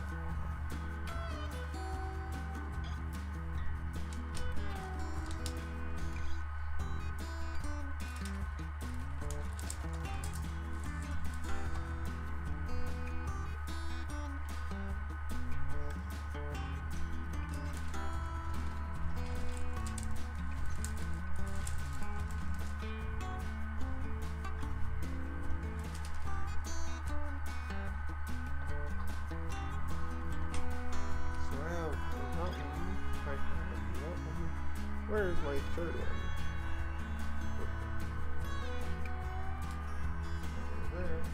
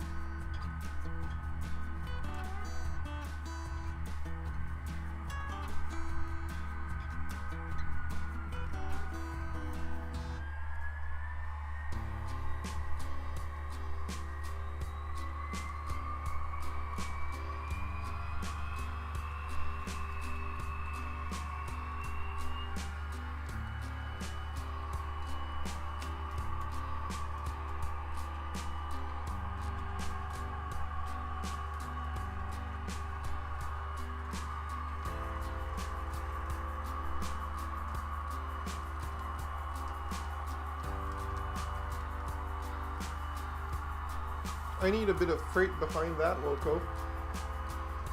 But we have two working locos. Good night, Gorza. Thank you for coming. And I did not forget about you, Daniel. I will be putting the NB Southern and a Via Rail train afterwards, after these two. And I will be putting some cars behind the CP rail as well. I think it's neat. That maroon and gray color scheme is just beautiful.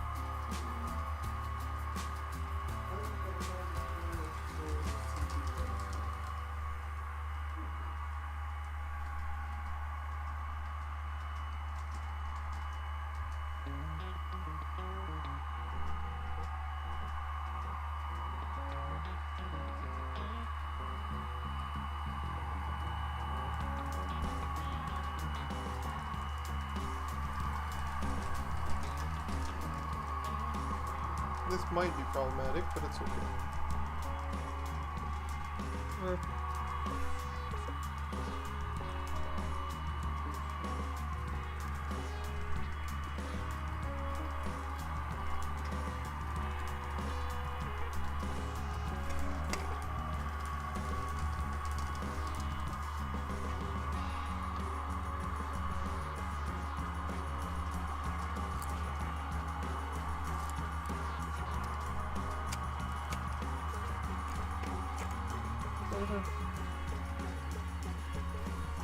I will explain to you in a minute, Paul, don't worry. I'm just setting up some cars for the loco.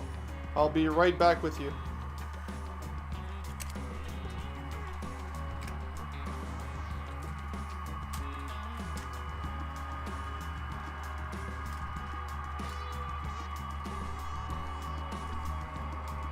So, put this car.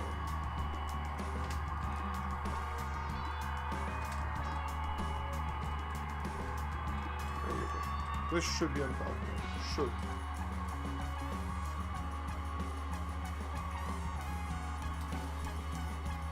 Why are you? Okay. Alright, so, Paul, it's not as complicated as it seems. Have you heard of the software called OBS, Open Broadcasting System? Already a derailment? That was quick. Which one derailed? That one? Really? Well, that's all I'm using, honestly. OBS. Alright, Kevin, thank you for coming. It was fun to have you around. We will see you on another stream, hopefully. And have a great week.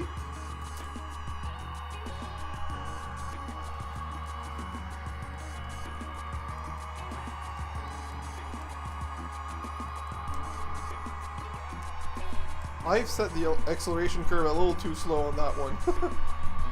It's not a bad thing, but it's when I'm waiting for the loco, it takes a little while.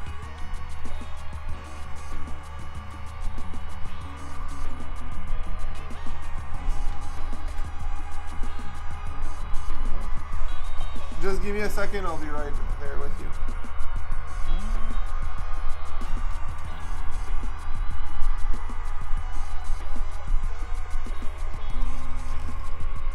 There you go. Alright, so... There you go. Alright, so, the cameras I'm using are a mix, actually. There is... So, the two top cameras right now and the... bottom left are all Nexigo webcams.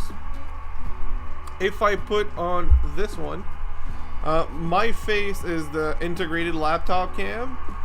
This one is an old Logitech camera. Otherwise, all three out of the four are the Nexigo cameras. N60 would recommend. They just work. They're not amazing, but they're cheap and they do a decent image. They always need a bit of tweaking for the colors, but once you find the setting, you just keep it. And the last one, the bottom right, is actually an old phone, a Pixel 5, that I installed Droid Cam on it and used for a camera. It's and it's all connected. The webcams are through USB, the phone is through Wi-Fi, and it's all going into my laptop, this old Dell laptop with Linux on it, and it just works. There's no magic to it, there's nothing special, that's just it. No problem. I hope you can get the same setup or a similar setup if that's what you're looking into, and it works for you as well.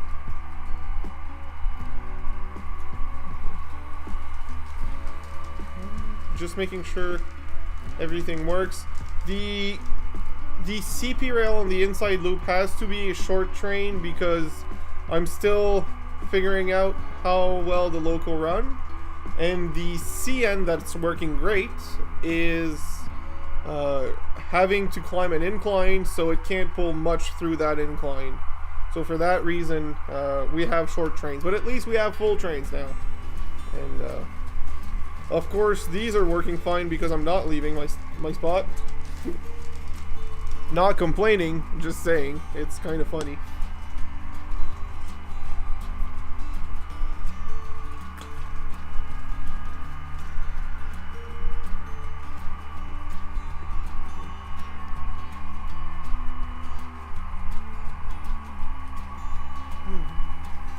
Do not breathe. Oh boy. That's yeah. Thank you, BP Train Productions. Thank you. Welcome to the channel, by the way. I've been building this layout for about 8 months now, and there's progress. It's slow but steady. Well, kind of steady. Been trying to I will change the locos very soon for our friend Daniel for a DC loco. I think we'll last till 1 a.m. my time, so Atlantic time. So we'll be able to do a few more laps of these because they look great. And then we'll run the NB Southern green and yellow loco with a Via Rail train. Yep. It's gonna look really nice. BB Train Productions. I need to go check your YouTube channel.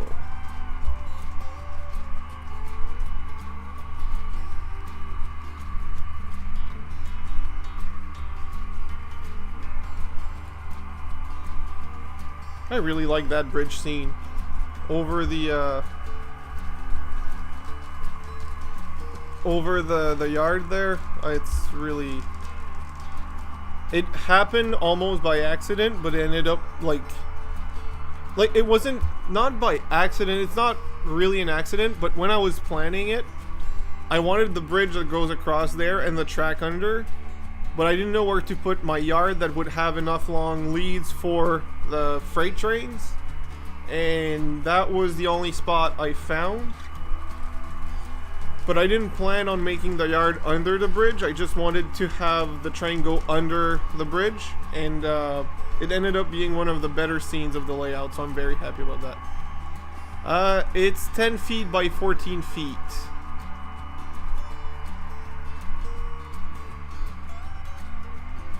It would be 10 by 14, yeah.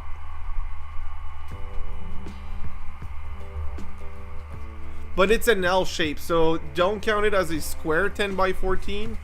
The 10 feet section is an island of 4 feet wide, and the 14 feet, well, it starts where the island starts against the wall, and it's only 2 feet deep going across. HO scale takes a lot of space, like it takes a lot of room really quickly. N scale is much easier to make a nice layout in a smaller space. I will tell you that much.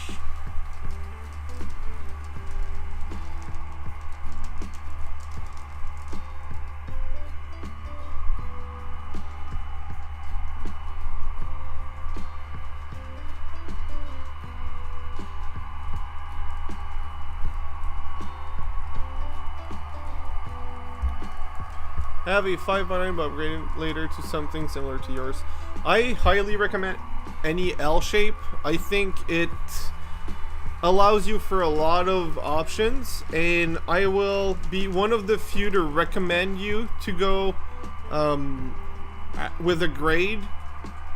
But there, hear me out before you jump the gun into going in. If you have the space, do a 2% grade or 3%. I have some spots where it goes to 4%, and anything more than 4 cars, I need to put a double header, which is fun. I like it. It's an operational challenge. Don't get me wrong. It's a very fun challenge, especially since I'm more into the mainline operations. But if you just want trains running simply without issue, inclines, if you don't have the space, would be to avoid. And but I do think that having inclines, not only is it an operational challenge, it adds a lot to your layout, both in terms of looks and fun to operate. And what else can I suggest? I mean, you probably know most of what you can do. I think my biggest recommendation for any L-shaped layout is not necessarily a diamond or a bridge over, but doing what I did where the bridge scene is, where the track that's closest to you on one end of the L shape goes at the back end of the other side. It allows you to have wider curves on both radiuses because of where they start and where they end, and it really ends up with a nice layout. I mean, it's just for fun, right? You do what you like, and if you already have a layout, you probably know a lot already. I'm not gonna discredit you. I was just trying to see if I could inspire you or do something to help you. I'm personally really proud. You have a cam of your entire track plan. I like the idea. I don't have one, but what I could do is switch to my phone camera and walk back and show you the entire thing. I will actually do that for you if you want.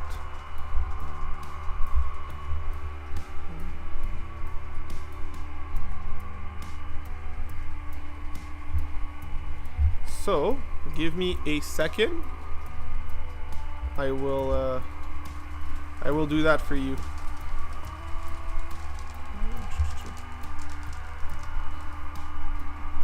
So, for people with ease of motion sickness, be aware the bottom left camera will be the main camera, the whole screen, and it will move. So just be careful with that.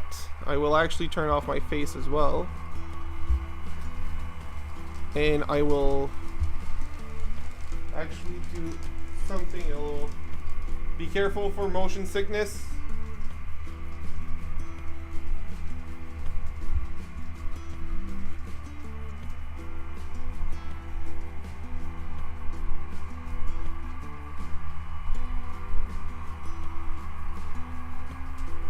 Alright, and I will change the resolution so it looks better. Okay, this.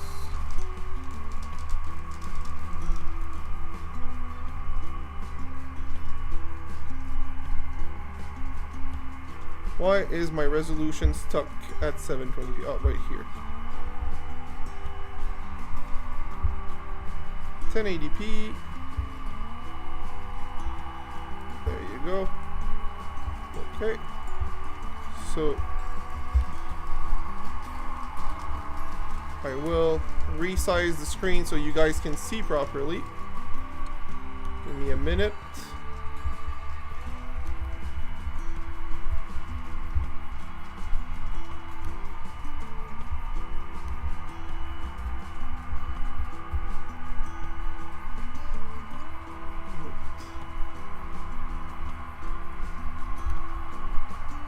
Now you have a full screen, and I will back out for you.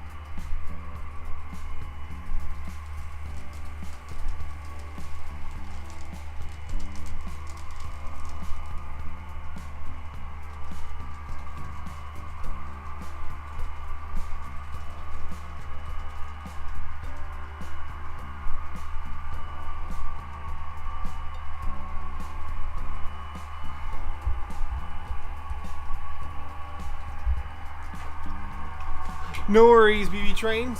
So that's the entire layout, and you saw some of my 2x4 N scale as well.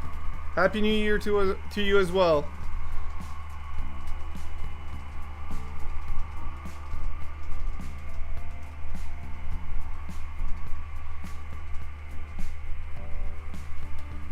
Awesome, Brent. I'm glad you agree with me. So, what I did on my layout to combat... Oh, right. The resolution's wrong on that. Just a second. Properties. Back to 720p. Good night. Thank you for coming.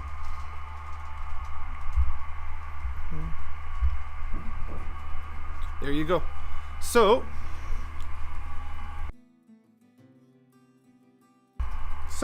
for what I was about to say,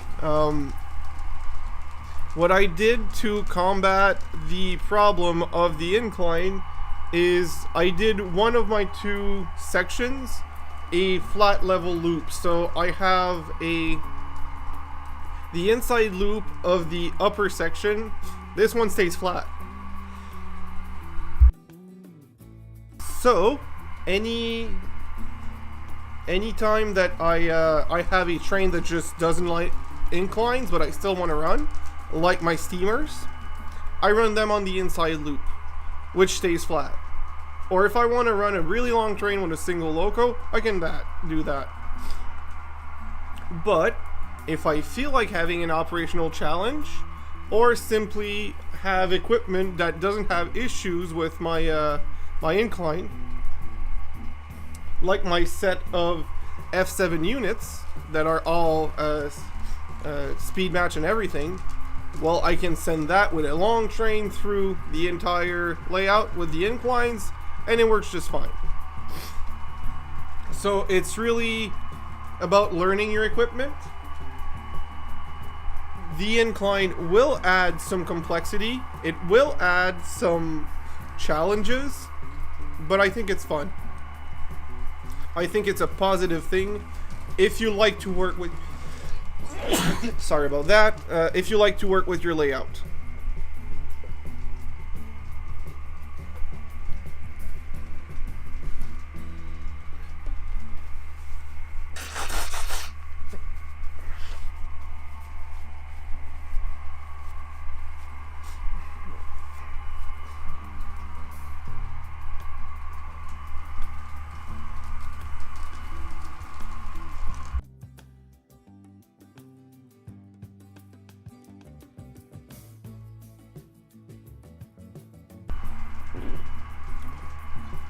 So, now that it's midnight 30, 12:30, I will now change, as promised, from these trains to the green and yellow for Daniel, if he's still here.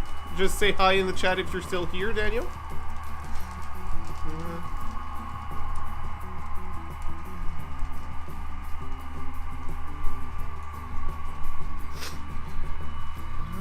I think he's still here, but I'm not sure.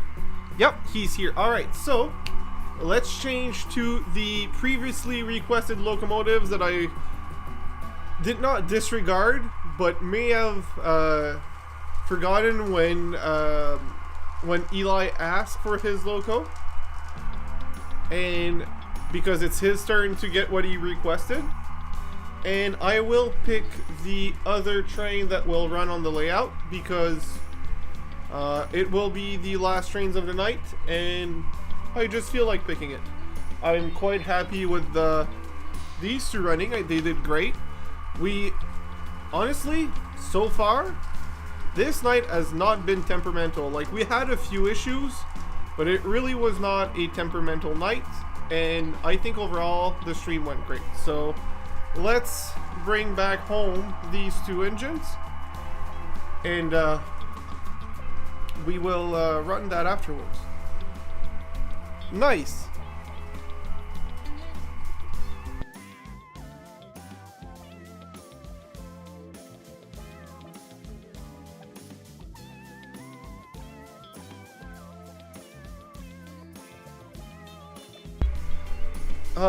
King, yeah, sure. I'm not the king, but I'll have to say it's good to enjoy the layout, and as much as this is a community and this is a fun group activity, these streams, I bought these trains because I really like them, and I just want to enjoy them. So I do enjoy picking my own trains once in a while. Plus, this is where the incline part is more of a challenge. Just a second, more dispatch. Depending on what's being picked, I'm limited into what I can run on certain parts of the layout. So, for example, the NB Southern, the green with yellow stripes that we will run, this one runs about anywhere, no problem. But if I put it on the incline, I'm limited to 3 or 4 cars behind, which is fine. But it's short for such a long distance, right? So if I put it on the inside loop, even if it's just a short train, which since it's flat, it could be longer, it doesn't struggle at all. Well, I want to choose something that I know will run reliably on the outside loop, and I feel like running my passenger train. So that's what we will do, and we will run that right now.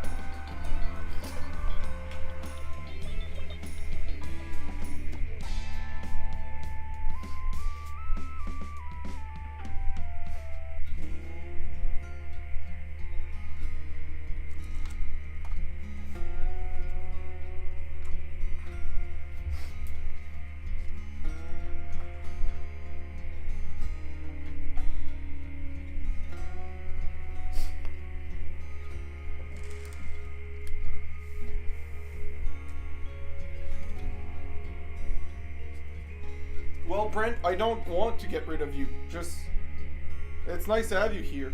So let's make that one clear.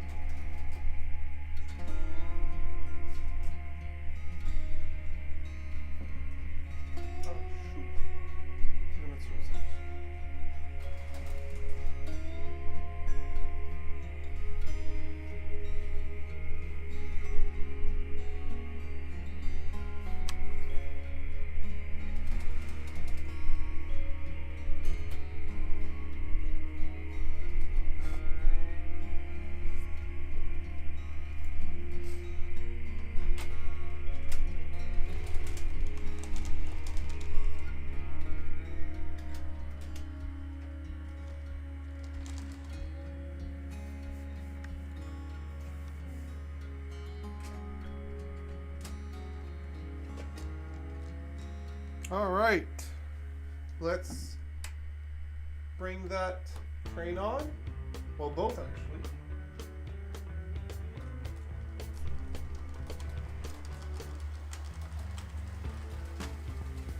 That's good, good.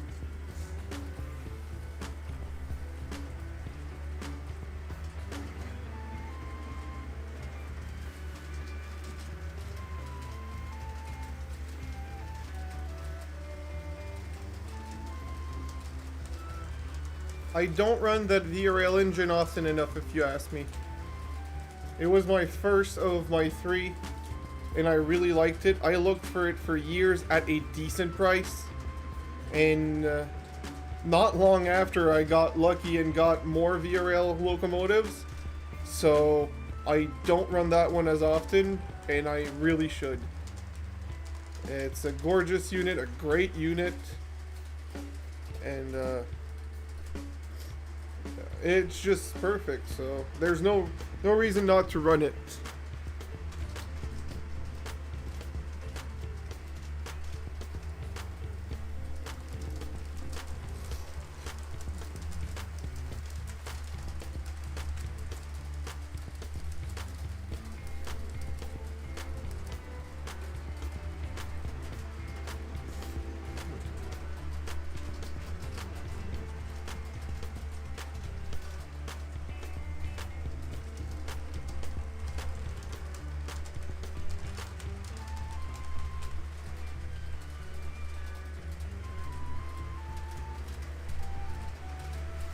I'm gonna do something ballsy.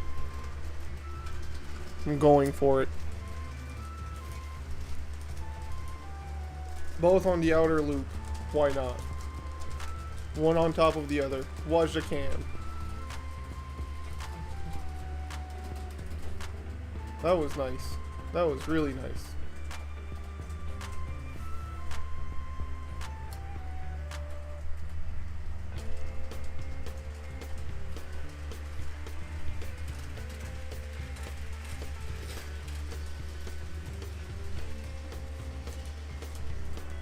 Nice.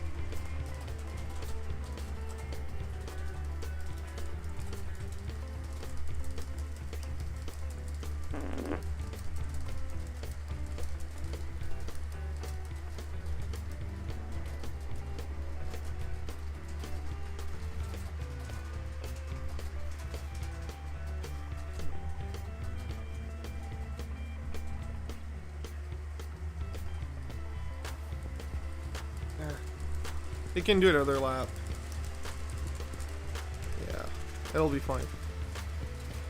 I don't know, Jersey Bell, what could it be?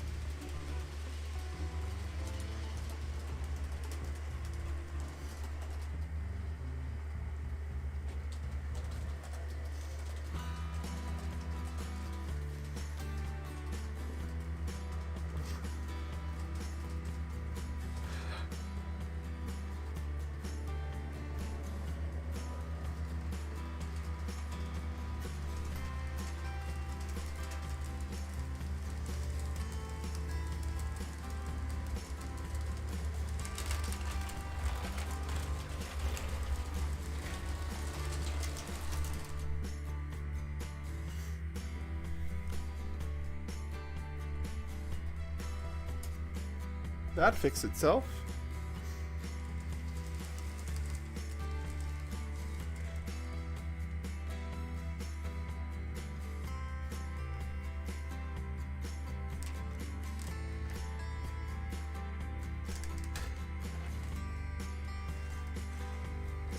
Thank goodness I left. Yeah, well, thank goodness there's no smell-o-vision yet. Till I smell.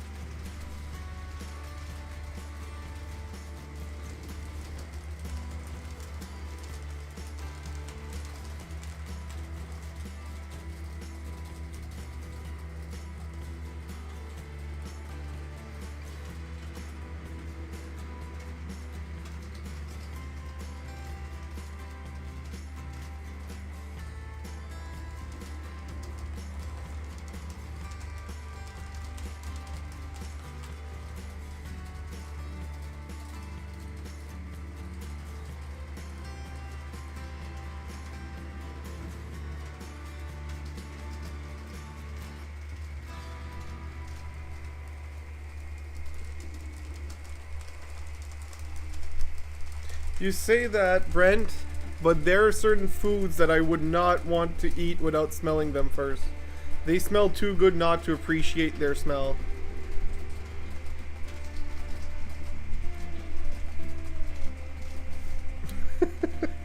Jersey Bill, that's a funny one. It did not sound that bad on my side. That will be a replay that I will keep for a while.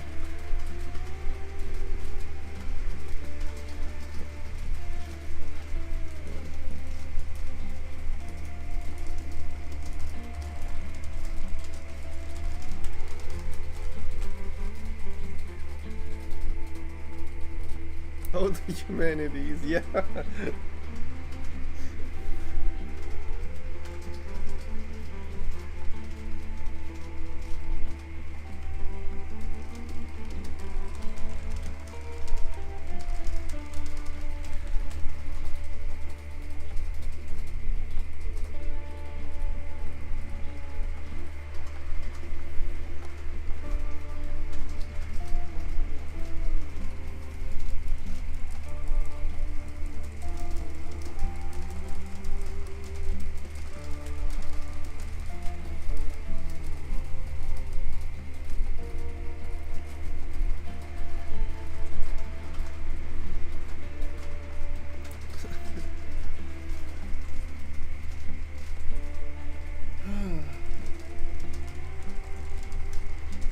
So, since this is going great, I will not push my luck further. I will say that we will close out the stream in 15 minutes.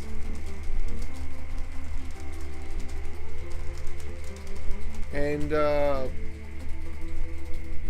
we will just run these two locos for the next 15 minutes. And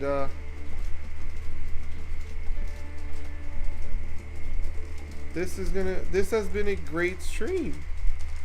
Overall great. Ever since I stopped trying to work on stuff while on stream and just enjoy the train running, to me it has improved my experience. And I'd like to believe it improved yours. If it did not, I'm willing to change that. But I think this is a winning setup. Nice, Panuk.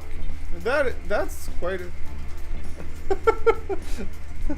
Well, even if it wasn't earthquake, you're too far away from me, Jersey Bill. You would not have felt it.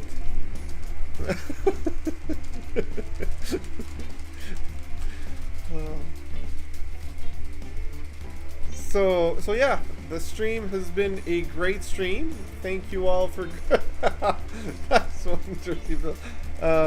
thank you all for coming. I will honestly just enjoy the train running for the last 15 minutes to relax. And I will wish you a great week, a happy new year. See you on the next live stream next Saturday. And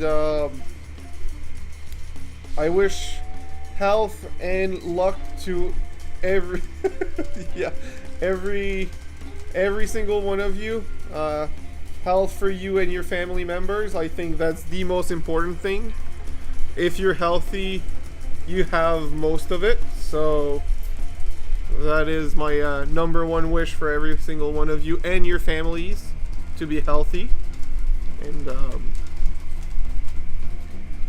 yeah, exactly. And we will see you on the next live stream, tops, maybe before on a video. And Dave, since you're here, I will message you on Facebook, but so far it seems to be a go-ahead for doing a Monday night meeting for fixing your stuff on the channels. So I will I'll message you for the times if you're available, but so far Monday night I would be available if you wanna do the meetings. So I gotta put a reminder. No worries, Brent. Honestly, I've been part of the problem because I've been changing the schedule a few times back and forth. The December was Sunday. This summer was Monday. I've been a little bit all over the place. I really want to get it steady on the schedule. And Saturday nights have been working great for me. So December was an exception due to other commitments. But I'm back to Saturday nights, and it's going to stay Saturday nights until further notice. So feel free to join anytime you can, and share the channel and the streams to anyone you think would be interested. So I appreciate every single one of you. And no worries, Clanks. And we will I'll message you for to hang out sometime soon, Clanks, by the way. That would be fun as well. You need to come run your trains. Now that this week I'm going to be a little bit more free, you need to come run your trains on the layout this week. That would be actually really fun.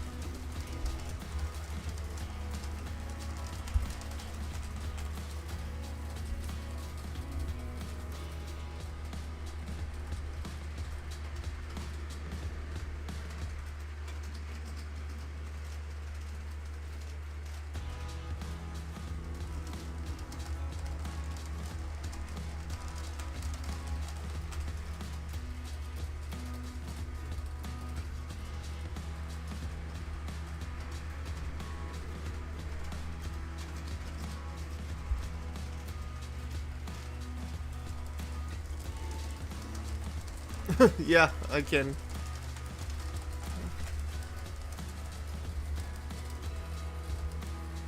That would be great, actually.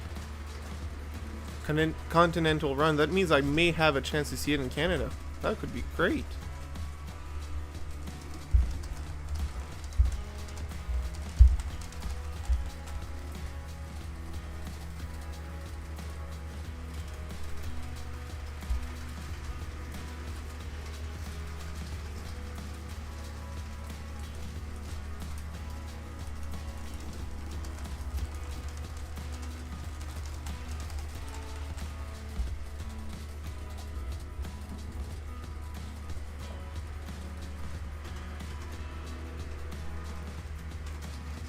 If it comes near me, about the same distance as Brent, I will actually drive to see it as well.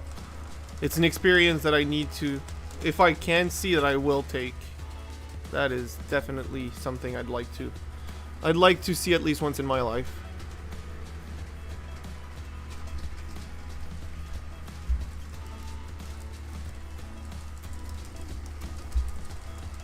Yeah, bucket list. Yeah. I have a few bucket list items. One of them is to participate and eat a piece of a record-breaking food. You know, like a pizza the size of a hockey rink or something. I'd like at least once in my life to go to one and see one of those records and eat a piece of that record. Just to say I've done it. It's one of those things. One of those things on my bucket list.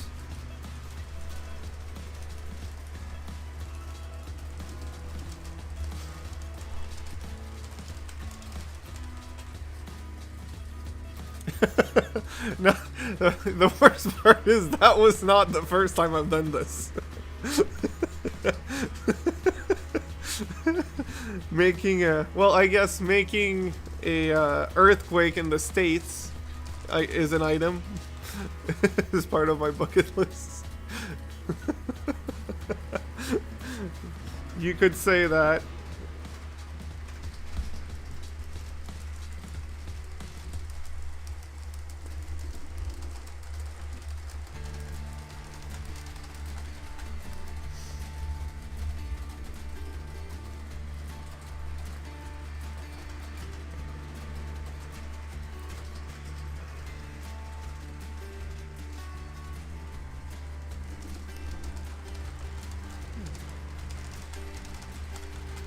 I'll use a crack. Yeah. Cracking. Oh man. Jersey Bill and his jokes. Where's Jim E? He would absolutely stack on top of you and make even better jokes. Oh man. You two together are hilarious. Jersey Bill and Jim. The unstoppable duo.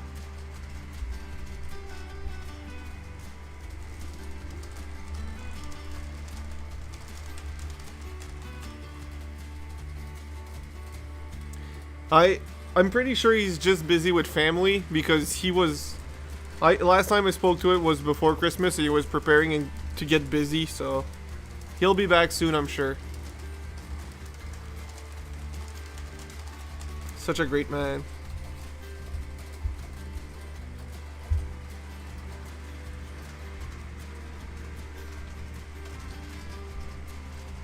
Yeah, surprisingly. But, more one that he has a life as opposed to me, I guess.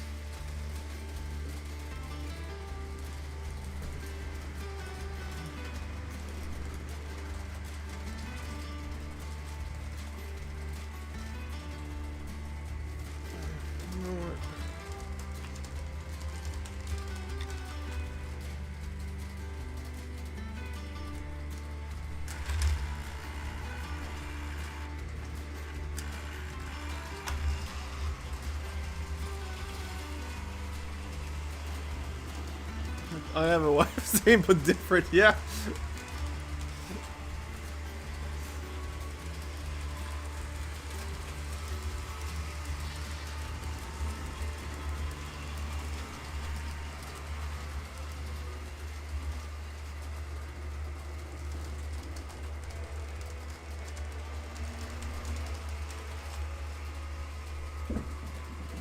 For those that stayed till the end, will say that they've seen the new F unit run. The new to me, I guess. And as you saw, it wasn't going anywhere because the gears were jumping up until it had a tap on the butt, just like a horse. A small slap on the butt and it just went and picked up and went.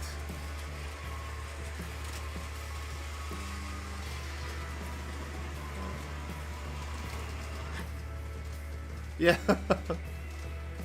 3 minutes to my smoke break, yeah.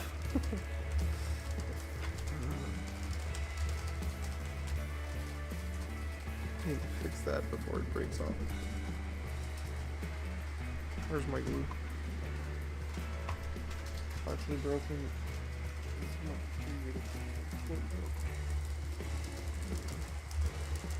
I mean, one is more expensive than the other one.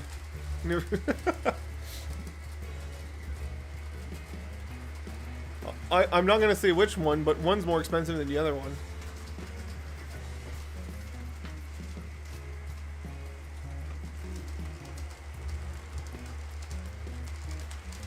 Alright, well, it is 1 a.m. where I am, so good night, everyone. It was fun seeing and talking to you, and see you on the next stream. Have a great week.